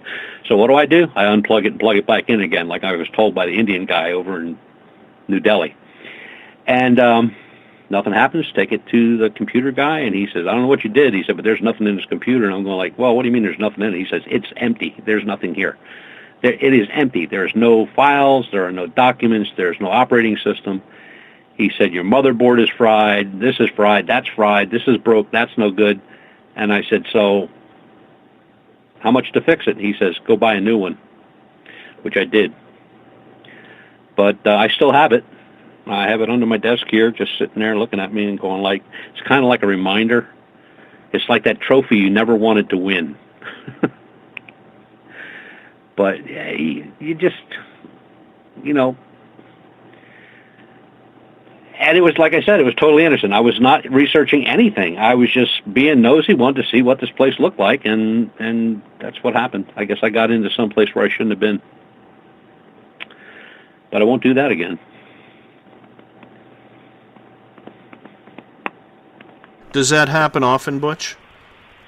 Yeah, more times than I've ever, you know, I when it happened, I brought it out on a radio show, and I've heard from about a dozen people over the years that's happened to. One guy with a laptop that was only 3 days old, and he was nosing around Area 51, and he got into some kind of security area, and his laptop became instant junk and a boat anchor in about 30 seconds. So it's not like they can't watch what you're doing. I mean, you know, they're sure as hell listening to us talk right now. And they can do anything they want to do. But I figure this way. As long as I'm putting out fact and truth that I can prove, or I'm quoting or relating something that is declassified, or a report that was given to me that I'm working on through our group or along with somebody else, I don't think I'm doing anything out of the ordinary. I'm not putting anybody's life in jeopardy, that's for sure. And nor am I involving any projects, because, you know, nobody knows about these projects, so how would I know them? I mean, you can sit and surmise and come up with all kind of theories on projects, but unless you have proof, it's just a story. You know, it's not factual. You can't prove it. And if it is factual, where's the proof? You know, you're not going to have evidence of a project that's being put on in Black Ops anywhere in this world. I mean, you're just not going to have it. You know, another case that fascinates me is Dyatlov. You know, yes. The Dyatlov incident. I mean, for the coroner's report to say that they all died of an unknown force. So what does that mean? It's very interesting, that's for sure. Let's get into Dyatlov right after the break, because I think that's something we got to spend a few minutes on, as we're going to take our break here before the final hour of Spaced Out Radio tonight. Butch Witkowski is our guest. UFOrcop.com, that's UFORCOP.com is the website. You're listening to Spaced Out Radio. I am your host, Dave Scott. We got 1 hour left right after this. Patrolling the Pacific Northwest, we are always on the lookout for the strange and unassuming stories that real people are experiencing. Hi, I'm Vincent Zunza from Pacific North Weird. Me and Alexandra Sullivan have teamed to bring to you those odd stories that never seem to make it into the mainstream. Stories so weird that will leave you scratching your head wondering, is this real? It's as real as it gets with Pacific North Weird. You can watch our videos right here at spacedoutradio.com. Become more intimate and interactive with Spaced Out Radio. Join our Space Travelers Club with your new membership. For $5 a month, we'll provide you with special access to the website, monthly prize draws from books to psychic readings, along with monthly newsletter, private interviews, and more. Sign up today to be part of Spaced Out Radio's experience. Every month on Spaced Out Radio, we look into the deep and dark reports of cryptids roaming around the world with me, Rob Morphy, from Cryptopia.us. I would love it if you would join me and host Dave Scott as we delve into the most arcane stories and reports regarding creatures of the unknown. My job is to hunt down the details and bring the evidence forward to you. These aren't your regular Bigfoot stories I'm talking about either. You can find out more about crypto history at spacedoutradio.com.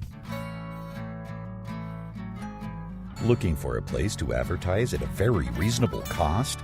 Look no further than Spaced Out Radio. SpacedOutRadio.com has an advertising tab that you can click to check out our daily, weekly, and monthly packages to play on the radio, or our website including social media.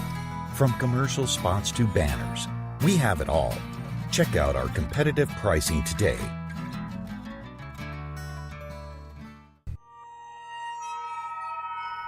You hear footsteps in the empty room above you. A rocking chair begins rocking by itself. Don't be afraid of the things that go bump in the night.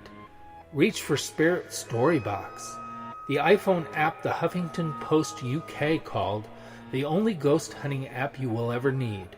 Spirit Storybox. The spirits are telling their stories. Are you listening? Strange creatures lurking in the night, the sounds of wood knocking in the forest, odd happenings right out of a fictional world. These are the reports I love.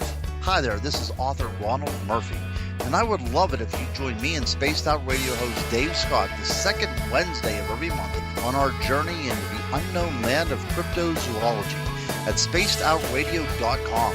From Mothman to Frogman and everything in between. Hey, they don't call me the crypto guru for nothing. Oh, there's only one way to rock. Loud and proud. In high definition. Radio 702 rocks. Las Vegas. Find yourself constantly looking up in the sky, looking for answers? Have you had extraterrestrial contact? Are you an abductee? Looking for answers to your experiences? Hi there, I'm R. Keith Andrews, Spaced Out Radio's resident ET expert. Join me live the first Friday of every month where I take questions from the Spaced Out Radio chat room and help you understand those from the far-off world. It's 2 hours of knowledge every experiencer should listen to. Hope to see you there. Did you know that Spaced Out Radio runs 7 days a week? Hi, it's James Tyson from Spaced Out Weekend. Every Saturday and Sunday night, starting at 9 p.m. Pacific, midnight Eastern, you can join me and my guests for some great chatter about what's going on out in the universe, or even in that dark part of the basement you really don't want to go back into. Well, let's find the answers to your experiences together. So come on up to Uncle Jimbo's cabin on the weekend. For more information, look us up at spacedoutradio.com.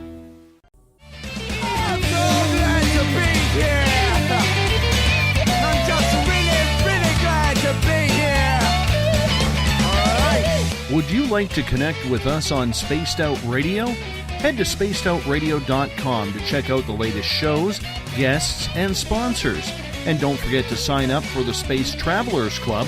You'll find all you need at spacedoutradio.com. Welcome back to the final hour of Spaced Out Radio. Tonight I am your host, Dave Scott. Tomorrow night on the show, we're stepping back into the paranormal. Kirsten A. Thorne will join us. She wrote an incredible article about why she was thinking about quitting the paranormal after 20-plus years of investigation. That's tomorrow night on the Mighty SOR, starting at 9 p.m. Pacific, midnight Eastern Time. Your password for tonight, Space Travelers, is exoteric, set by Bill Cardwell in the SOR Space Travelers room. Make sure you use that password wisely, Space Travelers. You have to be a space traveler in order to use it. Exoteric is the password. If you want to follow us on Twitter, you can do so at Spaced Out Radio. Give our Facebook page a like, Spaced Out Radio Show. On Instagram, I can be followed at Dave Scott SOR. Subscribe to our YouTube channel, Spaced Out Radio Show, and our website is spacedoutradio.com. While on our website, you can check out some great features from our music, handled by former Guns N' Roses lead guitarist Bumblefoot. That's Mr. Ron Bumblefoot Thal. You can read up on the news with the SOR Spacewire and our news director, Eric Markham. Check out my blog. It was posted today. It's on the Paranormal. And you can join the SOR Space Travelers Club for just $5 a month. Lots of cool features happening there, so make sure you get it in today. Our guest tonight is Butch Witkowski from UFOcop.com. That's UFORCOP.com. Butch, welcome back. I'm glad to be back. It's always good to have you on the final Monday of every month, my friend. It's always fun, and it's always interesting, and time flies. Let's get to a couple questions before we get into the Dyatlov Pass incident. Sure. Eric is wondering in the SOR Space Travelers room, what do you believe about the 2 attacks in Germany last week being false flags? I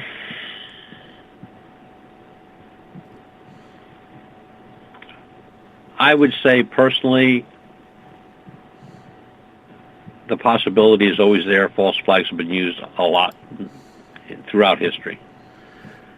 The way the world is today, I'm not so sure.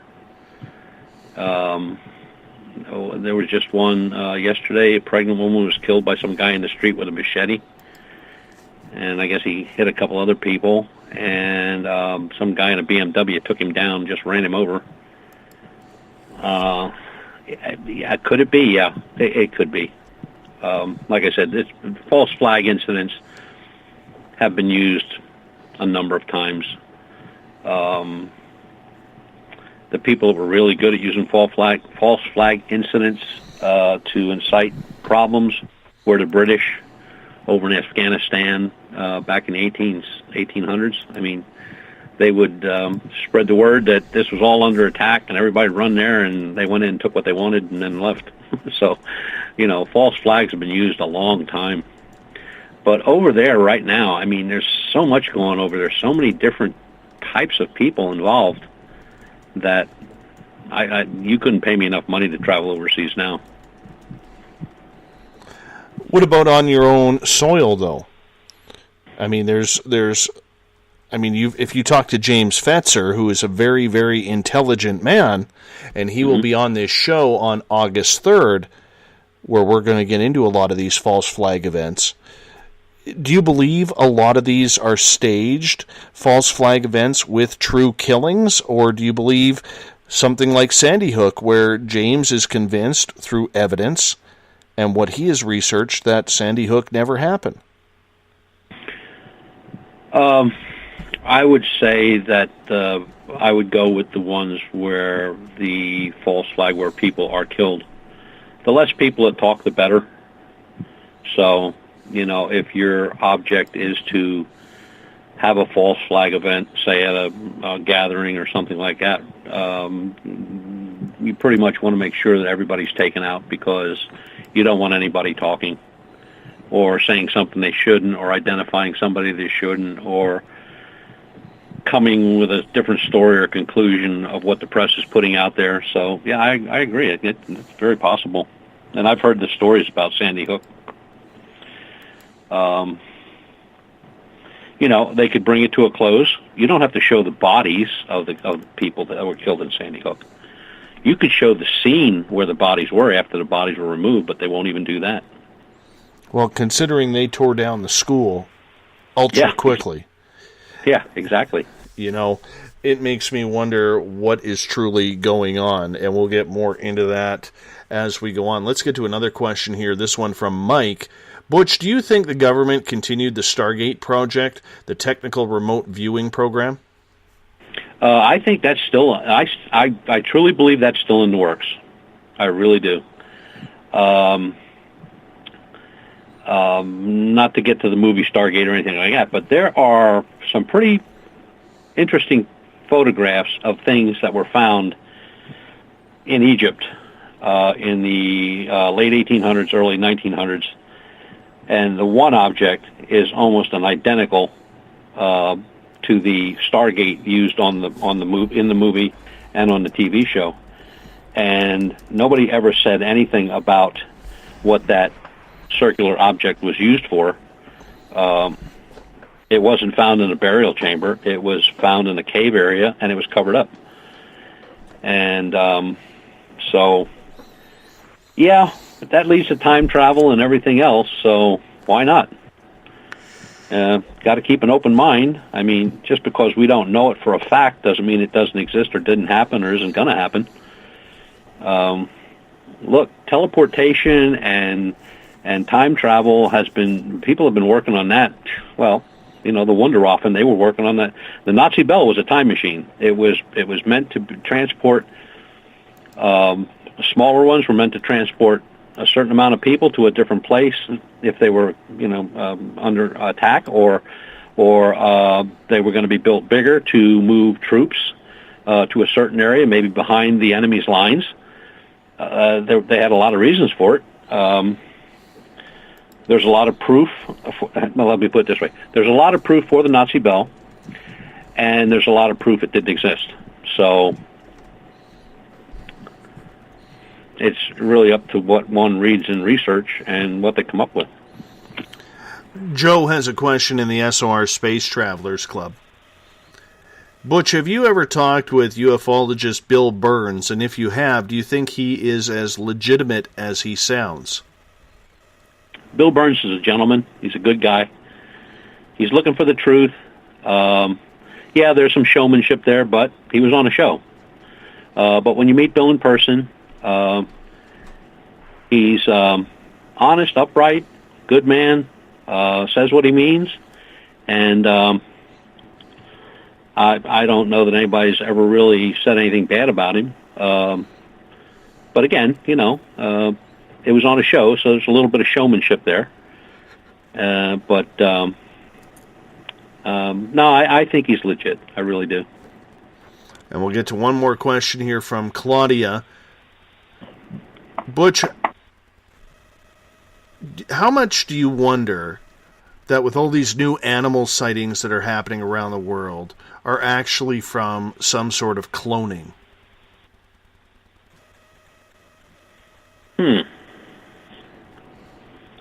Well, there is a story, and it was kind of a first-hand story, so, of a gentleman who saw something while he was fishing, and he was on one side of a creek. This thing was on the other side of the creek. Looked more ape-like than Bigfoot-like, but then again had the facial area of a human. He dropped his stuff, went back to his car, called the police. He no sooner got off the phone with the police that the police showed up, the military showed up, and there was a helicopter overhead. And these guys were armed to the teeth. Like they knew what they were looking for. At the same time, there was I believe it was an old factory that was taken over by the state, the county, and it was used to do prisoner laundry for a couple prisons in the area. But it had a huge fence, very powerful fence, armed guards. Now, why they have armed guards at a laundry, I have no idea. And a gentleman who was making delivery at this place said that he kind of got down a hallway that he shouldn't have, and he was stopped. But when he turned around, he saw a door that was kicked out. You know, there was a lot of dents in it, but from the inside out. And he said to the guy, he says, you know, what happened there? And the guard just looked at him and said, you don't want to know. You got to get out of here right now. So, did this guy stumble into a military operation where certain things were being developed? Wouldn't be the first time. I mean, the government's experimented on animals for years. And, you know, trying to make hybrids of this and hybrids of that.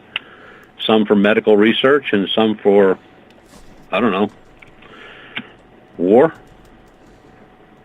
Takes you back to the old super soldier thing. The Germans tried to combine a gorilla with a man to make a super soldier. So who's to say that? You know, we had all these scientists come back over here in Project Paperclip. Maybe they weren't all nuclear scientists and rocket scientists. Maybe there were some biogeneticists involved in that group. We'll never know. I'm going to sneak in one more question here from Bill Cardwell. Okay. And then we'll get into Dyatlov. Do you think, Butch, that we are in the process of witnessing the installation of a puppet government within the current U.S. elections as it's looking more and more bizarre and unusual? It can't get more bizarre and unusual than it is. I think puppet governments have been involved for many, many years. I've read enough and studied enough and talked to enough people that I believe the Illuminati does exist. I believe the Bilderbergers are the runners of the world. So, yeah, Bill, I agree with you. I'll tell you, being an outsider, and I know Bill's in Canada as well, this is great reality TV for us, man. Scares the living hell out of us being your neighbors, but it's great reality TV. Like, you cannot script this stuff. No. Who would have thought last year that a businessman who had a reality show is now leading in the polls to be the president of the United States? Who would have thought a year ago that a government employee who came so close to being indicted she could, in the next day or two, be measured up for a orange pantsuit and wind up in prison for many years, is running against this guy? So you got the establishment on one side, the old school, the old guard, and you've got this new group which doesn't like the other group at all. And they think, the new group thinks the old group spends too much money, wastes too much time taking care of everybody else in the world other than the United States. Our unemployment rates and the people on food stamps and the people, I mean, you've heard it all, I'm sure, up in Canada. We're in such dire shape. I mean, our debt is crippling. But when you look at it, we still the government still owns hundreds and hundreds of billions of dollars worth of buildings that are not even occupied. They maintain them. They have guards on them. They paint them. They put new roofs on them. There's nobody in them. They're empty. Military bases by the dozens. Prime land by the millions of acres. And we're giving the money away to somebody else to fight a war. This government has to get in its mind that they can't just tromp all over the world. I mean, look, they're no better than what the English did. You know, the English tried to colonize the whole world.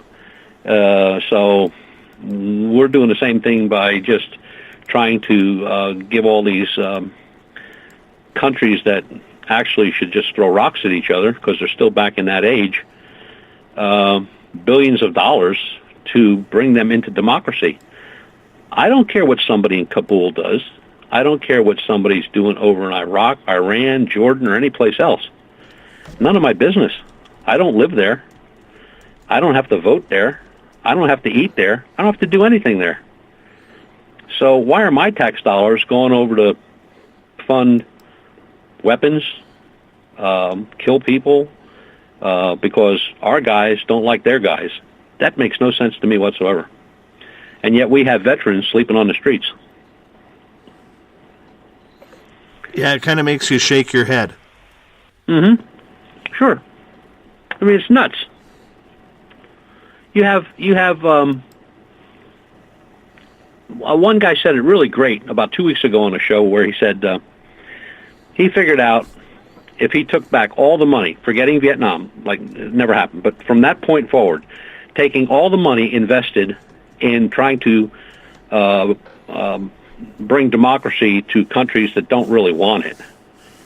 They say they do because then they get the money. Once they get the money, then it's World War 15. You know, they just go off on a tangent. And the guy says he figured it out. He could pay off the national debt twice.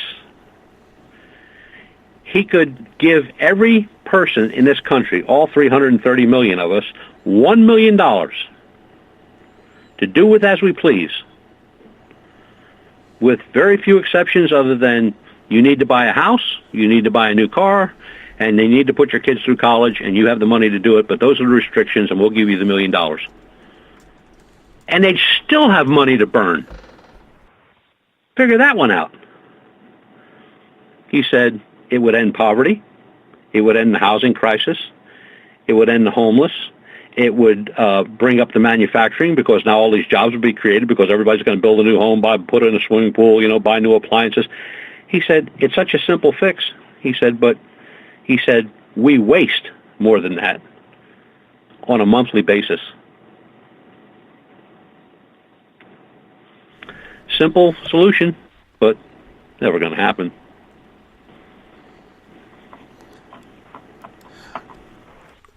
One of the things that I want to get into with you as we shift focus to the Dyatlov Pass, this is one of the most intriguing cases out there of whether or not it was a government project, whether or not it was extraterrestrials, whether or not it was a pissed-off Yeti. You know, the Devil's Pass in Russia, 1950s, 9 experienced outdoor, what's the word I'm looking for? 9 experienced skiers used to going into not-so-public locations. We're going to go for a ski down the Devil's Pass, and they were going to be gone for 2 weeks, and, well, nobody ever heard from them again. How much have you studied the Dyatlov Pass? Oh, I've been looking at this for years. I've got so much information from the original reports of what happened to the autopsies. I have the photographs of the bodies. I just have a ton of stuff on this. It just fascinates me. The Dyatlov Pass incident is really the mysterious death of 9 ski hikers and in the northern Ural Mountains that took place on February 2nd, 1959. They were an experienced trekking group. They were from the Ural Polytechnical Institute, all young. They established a camp on the slopes of Kholat, Sakal Mountain, which translated means mountain of death. When this disaster or whatever struck during the night, something made them cut their way out of their tents from the inside out, flee the campsite. They were inadequately dressed in heavy snowfall, sub-zero temperatures, and they were found after a search party arrived. Not all at the same time. Some had to wait till spring till they found them. But the Soviet investigators that arrived on the scene, they said 6 victims died from hypothermia because of the way they dressed. Others showed signs of physical trauma. One victim had a fractured skull, but no outward markings. Another had brain damage and no sign of distress to that skull either. A female team member, her tongue was missing. The investigation pretty much concluded that an unknown compelling force had caused the deaths of these people, these young people. Access to the region was consequently closed to hikers and expeditions for 3 years after the incident. It was subsequently named Dyatlov Pass. The leader of the group was Dyatlov, in honor of the group's leader, Igor Dyatlov. The lead investigator, after a few days on the scene, removed himself from the case. He never said why. He said he just did not want to be involved in it. But what is an unknown compelling force? I've looked that up. I've looked at everything I could to determine what they meant by that. First, the first thing that came out was the investigation said, well, it was a avalanche. Well, they had people come in that study avalanches for a living. They said, no, it was not an avalanche. No way. There was no question about it. It was not an avalanche. And then it was a thing called infrasound, which was another hypothesis popularized by a book in, I think it was 2013 or 2014, called Dead Mountain. And it's a wind that goes around the whole Itachi Mountain and creates a vortex, which can produce an infrasound capable of causing panic attack in a human or animal. Then some people said, well, it was a military test because there are records of parachute mines that were being tested in that area by the Russian military, but nobody had that kind of damage. They had internal damage, but there was no external trauma. So that took that out. And then there was cryptozoology, of course, with they said it was a Russian Yeti that did the damage. Well, there were no missing parts. There were no, they weren't damaged like they would be if they were attacked by an animal of some sort, whether it was a Yeti or anything else. So what they concluded was that after all this investigation, all those years, that they came to the conclusion, and it's on the death certificates, and they just wrote it down as an unknown compelling force.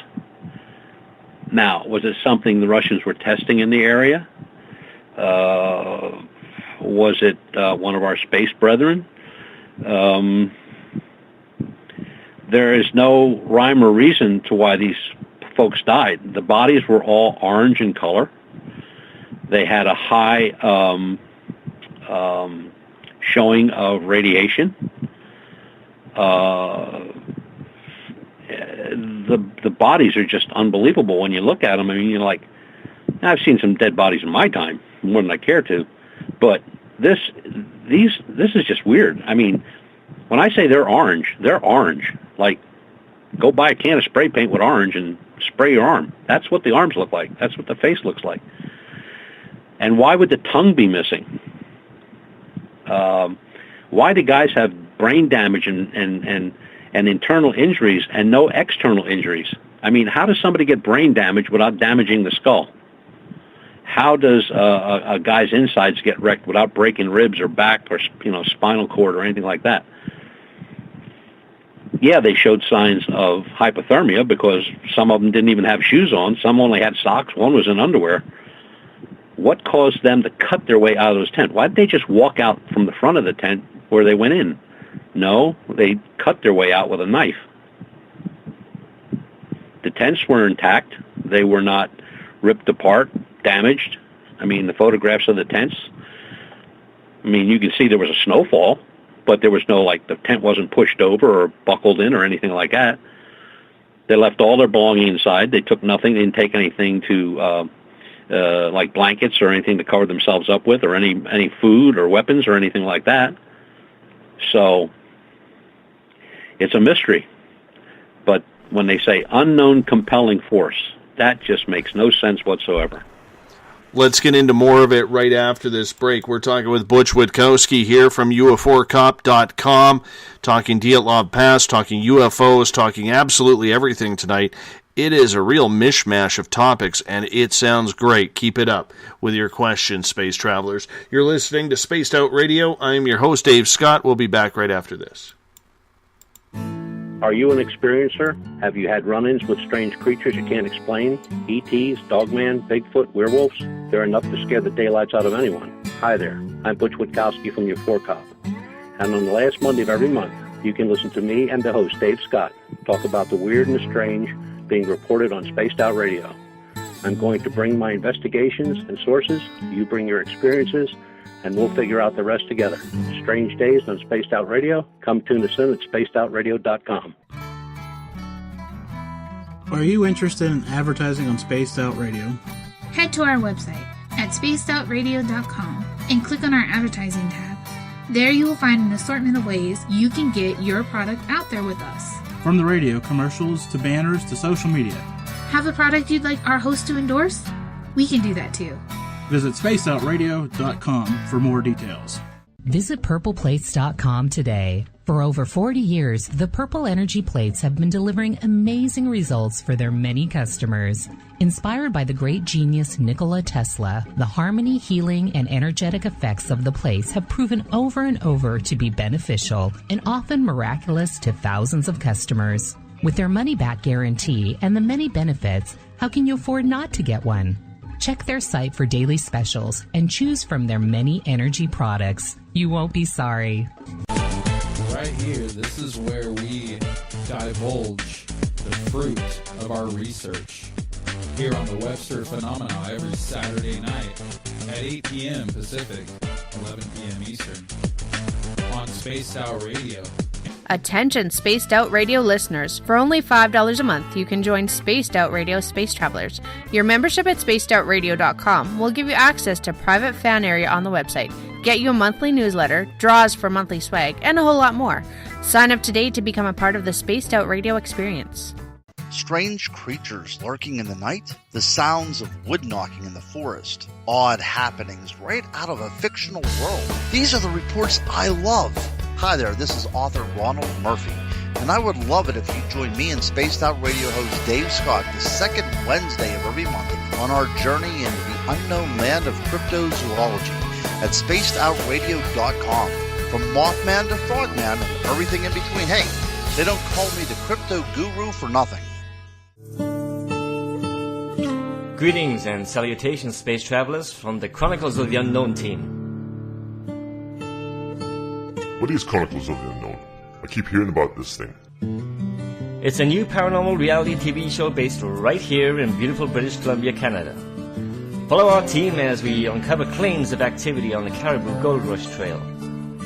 You can also follow us here every third Monday, where 2 members of our team will be available to answer your questions. We'll give you some equipment updates and some of our experiences on the road, right here on Spaced Out Radio. Did you know that Spaced Out Radio runs 7 days a week? Hi, it's James Tyson from Spaced Out Weekend. Every Saturday and Sunday night, starting at 9 p.m. Pacific, midnight Eastern, you can join me and my guests for some great chatter about what's going on out in the universe, or even in that dark part of the basement you really don't want to go back into. Well, let's find the answers to your experiences together. So come on up to Uncle Jimbo's cabin on the weekend. For more information, look us up at spacedoutradio.com.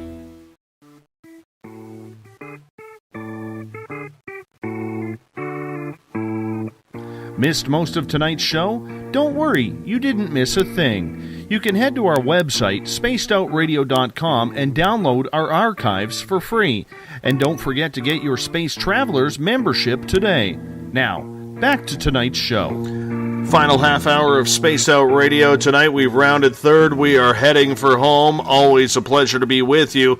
Tomorrow night we step into the paranormal. We're going to look at longtime investigator Kirsten A. Thorne. She wrote an amazing article about why after 20 plus years she wants to quit the paranormal.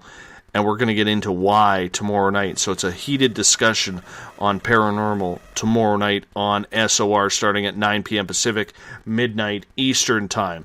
Hey, if you're a social media junkie like I am, you can follow us on Twitter at Spaced Out Radio. Give our Facebook page a like, Spaced Out Radio Show. On Instagram, I can be followed at Dave Scott, SOR. Subscribe to our YouTube channel, Spaced Out Radio Show. And our website is spacedoutradio.com. While there, you can check out our SOR Spacewire with some great weird stories from our news director, Eric Markham. Check out the Bumblefoot banner to learn all about our music. You can also read my blog, which was posted today. It's on the paranormal. And take the time to spend the $5, less than a Starbucks coffee a month, and join the SOR Space Travelers Club. You automatically get entered into monthly prize draws. The first draw will be at the SOR Roundtable this Friday night. You can post, like Eric Markham did, on the SOR Space Travelers private section of the website. You get access to private group interviews and so much more. The other guys, they just give you access to their archives, not us. We're giving this for you. This is your club. So we're giving back to you. Butch Witkowski is our guest tonight on Spaced Out Radio. UFOcop.com, UFOrcop.com is his website. He investigates absolutely everything from UFOs to werewolves to missing people. He's got his finger on everything that is strange and obtuse. Butch, welcome back. Thank you, sir. We've been talking a little bit about the Dyatlov Pass incident back in the 50s, and like you, my friend, this one just makes me scratch my head trying to figure out what was happening. You know, and to recap, there's theories about whether it was a UFO, aliens, Yeti, whether it was some sort of military operation that killed these people. We don't know. Let's look at the simplicity of this. Is it possible that because of the altitude that they were at, Butch, that maybe one of the people, due to the cold conditions, because we're talking in that area probably minus 30 degrees Celsius, if not colder, that maybe one of these people went nuts and just started murdering people, like lost their mind and then maybe committed suicide? No, because they were all very experienced trekkers. I mean, these folks did this from young on up to when they passed away. They had the equipment, they had the proper equipment, they had the proper clothing, they had everything they needed. to survive the trek that they were going to take. During the investigation, the medical examiner had an inquest started immediately after they found the first 5 bodies, and he found no injuries which could have led to their deaths. So it was eventually concluded that they all died of hypothermia. Now, out of the 5, the one guy, Slobodin, the one young man, had a small crack in his skull, but it would not have been a fatal wound. It would have been more like a concussion. An examination of the 4 bodies that were found in May shifted the narrative as what had occurred, because 3 of the ski hikers had fatal injuries. One had major skull damage, and 2 others had major chest fractures. But according to the doctor that examined them, the force required to cause such damage would have been really extremely high, comparing it to the force of a very fast car crash. The bodies had no external wounds related to the bone fractures. They had been subjected to a high level of pressure. Major external injuries were found only on Dobriana, the one young lady, who was missing her tongue and eyes, part of her lips, as well as facial tissues, and a fragment of skull bone. She also had extensive skin maceration on the hands, which was claimed because caused by her lying face down and her hands being in a small stream that ran under the snow where she was laying. And they passed that off as putrefaction because of the wet environment. Initial speculation that the indigenous Mansi people might have attacked and murdered the group for encroaching upon their land indicated no, didn't happen. Only the hikers' footprints were available and visible, and they showed no signs of any hand-to-hand struggles. And when they're all done with and they also showed a high content of the body's a high content of radiation. They described the skin as orange or a deep brown tan. Another group of hikers about 50 kilometers south of that incident reported that they saw orange spears in the night sky to the north on the night of the incident. Similar spheres were observed in adjacent areas continually during the period from February to March of 1959 by various independent witnesses, including the Meteorology Service and the military. Some reports suggest that there was a great deal of scrap metal in and around the area, leading to the speculation that the military had utilized the area secretly, but could not put it in conjunction with the deaths. So till they were all done and said, they came up with the answer as being these individuals all died, including the ones with the hypothermia, from a unknown compelling force. And what does that mean? Was it a death ray? Some kind of power beam? Was it an overfly of something? Was it a military exercise? Was it a military test of some sort that went wrong? Was it something not of this earth?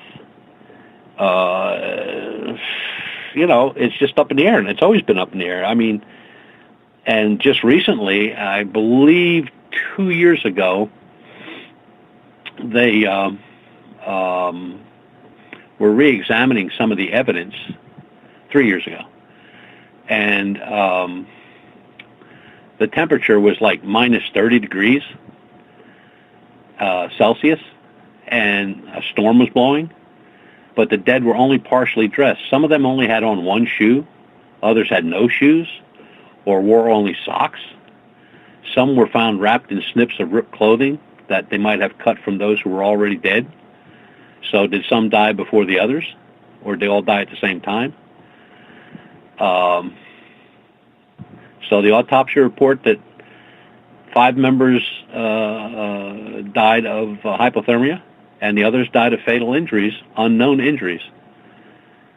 The tent was ripped from the inside. The victims were dead 6 to 8 hours after their last meal. The traces around the camp showed that all group members left the campsite of their own accord on foot. And to dispel the theory of the attack with the indigenous Mansi people, the injuries of 3 of those bodies could not have been caused by another human being because the force of the blows had to be that strong that no tissue was damaged, but the interior was destroyed. Forensic radiation tests showed high doses of radioactive contamination on the clothes and a few of the victims. And the release documents contain no information about the condition of the skiers' internal organs, and there were no survivors of the incident. And that's where it lays till today. It's one of those cases where, because of the country it's in and the way they are with information, we will probably never know the answer to. Oh, no, that's right. I mean, right now it's just with the information you have, it's really a lot of conjecture as to what we come up with. The thing that just bothers me the most is that how some of them died with this force, this compelling unknown force that would be equivalent to being hit by a vehicle at high speed, yet there's no external damage. How does that happen? I mean, I investigated car accidents, fatal and otherwise. I mean, guy bumps his head in the steering wheel or whatever, and he's bleeding like a stuck pig, but you can see he's opened up like a can of worms. And or somebody crushed under a car or caught between 2 cars. I mean, the amount of damage to the skin is horrendous. So how do these people get those kind of wounds, brain injuries and all this stuff, and internal injuries, and there's no external markings? So when they say an unknown compelling force, now it's left up to whoever to discover what that unknown compelling force is. What could it have been? Like I said, could it have been some kind of death ray that was being tested? Could it have been something to do with the weather? Yeti's out of the question. There was nothing there that resembled anything to be an animal attack of any kind. Neither were there any tracks. And another thing, blood. There was no blood on anybody. Now, the girl lost her eyes and tongue and part of her lips. No blood. So how do you answer all those questions? Well, if they were taken off while she was frozen, there wouldn't be any blood coming out. No, she had internal injuries also, so she would have been alive. Or at that point, yeah. Yeah, you'd be right, yeah. I don't know. This one is probably the biggest head scratcher of them all, way bigger than Roswell, way bigger than anything else out there. I am more convinced that it's either extraterrestrial or some sort of incredible weapon that could absolutely hurt a lot of people. And there were other deaths recorded before and after in the Urals in that area of Dyatlov Pass. I think there were 3 hikers that went missing, and they were found, but they never described the condition of the bodies. They were found 4 or 5 weeks after they went missing.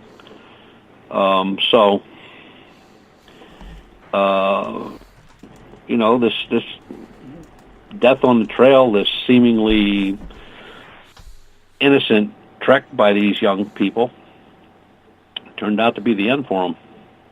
And there's no answer. Because to get an answer, you have to figure out what they're calling a compelling force, I mean, it's just... what could be a unknown compelling force? So they're saying it's a compelling force, but it's unknown to mankind? Or it's unknown to the type of force that took these people out. I don't know. It's really weird. It's really weird. Very weird indeed. Let's finish off with some extraterrestrial stuff here, because Sure. you know me, I love my ETs. Well, the good ones at least. Claudia has a question for you in the SOR Space Travelers. Keeping me busy tonight. Well, she's usually that way. She is like another host. She's fantastic. Just a fantastic person. She's asking, Butch, have you ever interviewed anyone who has boarded a UFO and were taken to another city or planet? I've had 2 reports like that. One person definitely had some head issues, had a long history of psychotic episodes. So the report was taken, it's on file, and his story was that he was sitting out in his yard, and it started a light rain. He got up to go in the house, and he said he went black for a minute, and when he woke up, he was sitting on a bench, like a stainless steel or aluminum bench, in a very large room with a long hall. And at the end of the hall, he could see grays walking around like busy doing something. He saw a lot of lights flashing and stuff like that. So he got up to walk around, and there was a screen type thing, I guess like a viewing screen. He described it as like the old 8mm screens that they used for cameras back in the day. And next thing it came up, and he was looking at the Earth and going away from it. And then he went into a tall, blonde, white guy, came in, started talking to him in English, and told him, he didn't remember the name of the planet, but the guy told him where he was from, and he just wanted to check up on him, see how he was doing. And he said, well, what do you mean? He said, well, I've known you since you're a child.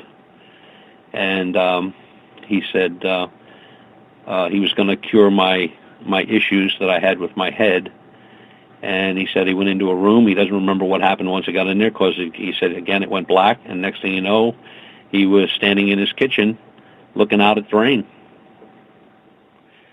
And the other one was, that one was in upstate New York. The guy said it took place in 1974, I believe, or 75. He said he was telepathically communicating with somebody he doesn't know, and he remembered abductions as a child. So did most of his family, and I did talk to 2 members of the family, which pretty much said the same thing he did. And he was taken, the only time he was taken where he was taken aboard a craft. The other times he was taken was just, he knew he was being taken, but then when he woke up, he was back home, back where he was supposed to be. But this one time he was taken, and he remembered leaving the chair, somebody holding his hand. They walked through a wall to the backyard, and he said he wasn't scared. There was a sphere, very large, that he remembered because he was a younger man at that time. Very shiny, very silvery, glossy, almost looked like it was glass. It was shimmery. He walked through the side of it along with this person holding his hand. He doesn't describe the person or thing, whatever it was. He said he felt movement, like the craft had moved, it was going. And then he talked to somebody else that was there that was a human who was kind of dazed. They had that dazed look on their face and didn't really answer any of his questions. And he was taken out of that room to another room. He doesn't remember what happened in there. When he awoke at home. He had a triangular puncture wound on his thigh, inner thigh, right above the knee, about 3 inches. And he had an identical 3-puncture triangle mark on his right shoulder, or right about even with the scapula bone. And nothing ever happened after that, ever. Those are the only 2 I ever read and got. So, if you had a landing happen right in front of you, would you walk up to it? Sure, why not? Radiation? I have one of those on my belt at all times. If it happened and I was not geared up, no, I wouldn't go near it. If I was geared up and had my radiation detector clipped on and all that stuff and it went off, I wouldn't get near it. If it didn't go off, I'd probably walk up to it. I'd take some pictures. What if you came face to face with a being? Good question. Thought about that 100 times. Just like I thought about what do I do if I come face to face with one of these bipedal canines. Do I run or do I just stand my ground? I would probably stand my ground. I don't know that I'd make any overtures. You know, I'd probably just stand there and stare. That's what I did. That's what I did. I wouldn't know what to say or do. I'd just stand my ground. Let it or them make the first move. What else would you do? I'm sure not going to ask him, walk up to him and ask him if the Pittsburgh Steelers have a chance at the pennant this year. I wouldn't know what to say. And, in my own mind, I'm thinking, like, what makes me think that he understands anything I'm even saying? Well, I can tell you this. It is the most surreal experience you will ever have in your life if you get that opportunity. And the last thing that you will be thinking of is taking out your camera. Yeah, probably, yeah. You just want to take it all in, man.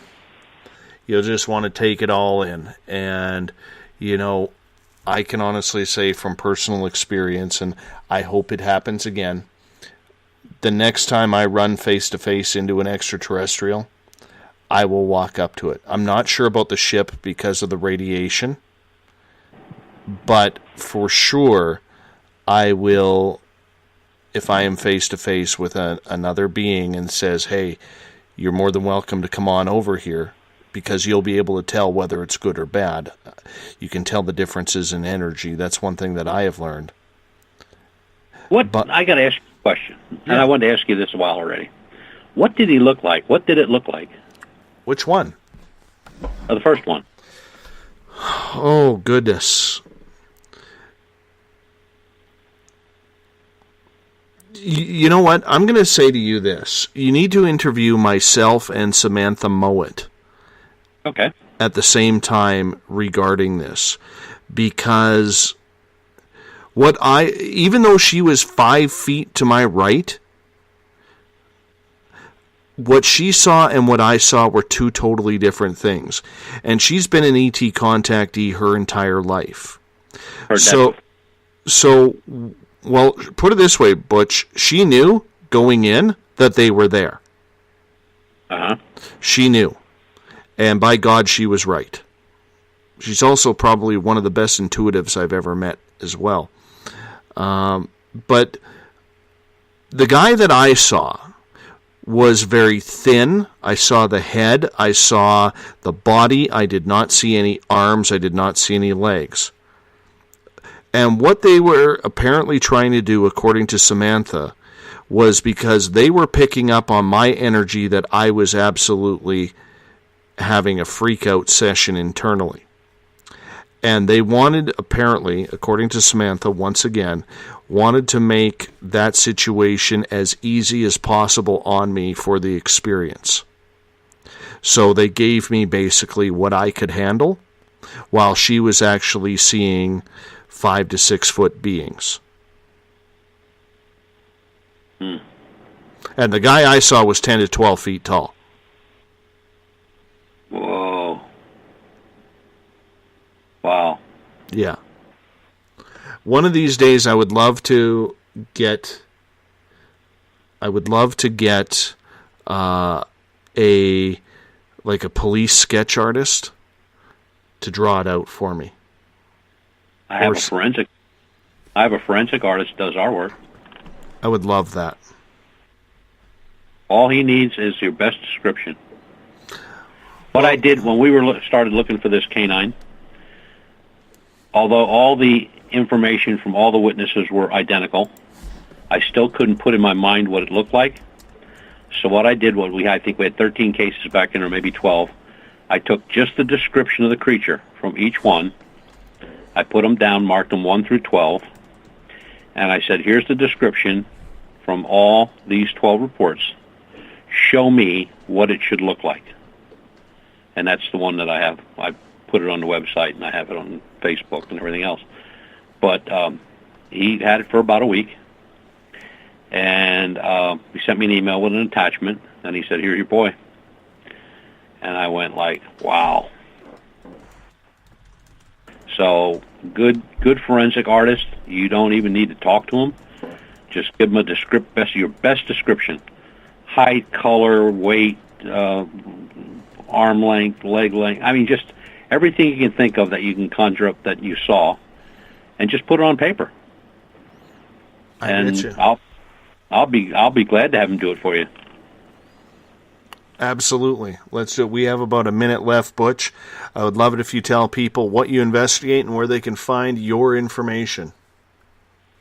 First of all, we'll investigate anything in the Fortean field, which is ufology, cryptozoology, paranormal, strange,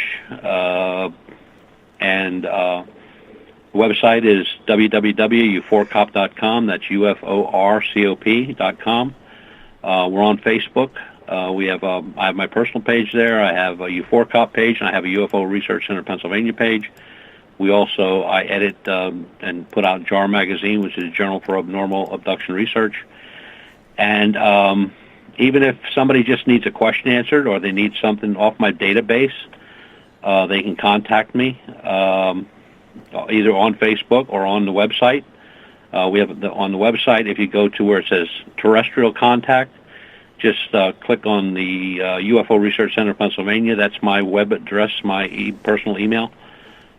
Send me what you need, what information you're looking for, or if you just want an answer to a question, or if I can help you out, I'll be glad to. If you have a picture you need looked at, we have our own photo lab. We don't charge anything. I'll help anybody. I don't particularly care what their background is. They can be a researcher, or they can be somebody that's just looking for an answer for something, or if they have a case they want to share, or they have a case they want us to look at. Excellent. No problem. Excellent, my friend Butch. Thank you so much for coming on, and we will talk to you on August 29th. There we go. You hold on. I'm going to wrap this thing up. Butch Witkowski, UFOcop.com, comes on the final Monday of every month on Spaced Out Radio. Hey, we've got the Bumblefoot going. That can only mean one thing. It's time to say goodnight to all of you. Thanks to everyone who was taking part in the SOR Space Travelers chat room on Spreaker and on Facebook. Thanks so much. It's a great way to start out the week when we got Butch on the show. He's just an ass kicker when it comes to this kind of stuff, and we love it. Remember, you can follow us on Twitter at Spaced Out Radio. Give our Facebook page a like, Spaced Out Radio Show. On Instagram, I can be found at Dave Scott, SOR. You can also find all of our archives on YouTube, subscribe to our channel, Spaced Out Radio Show, and our website is spacedoutradio.com. We have a lot of great features for you on the website. Check out our music man, Bumblefoot. He's on there. We have the SOR Space Wire. You can read my new blog. All you do is click on the blog button. It's all about the paranormal. It comes on every Sunday. And take the time to find out who we affiliate with and join the SOR Space Travelers Club for just $5 a month. Tomorrow night on the show, we're going into the paranormal. Kirsten A. Thorne will be our guest. 20 years experience. She's thinking of quitting. Mr. Bumblefoot, take us home. Everyone, good night. Talk to you tomorrow.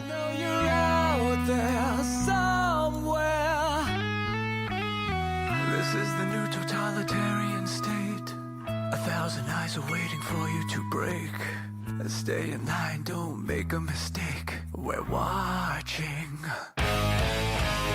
watched you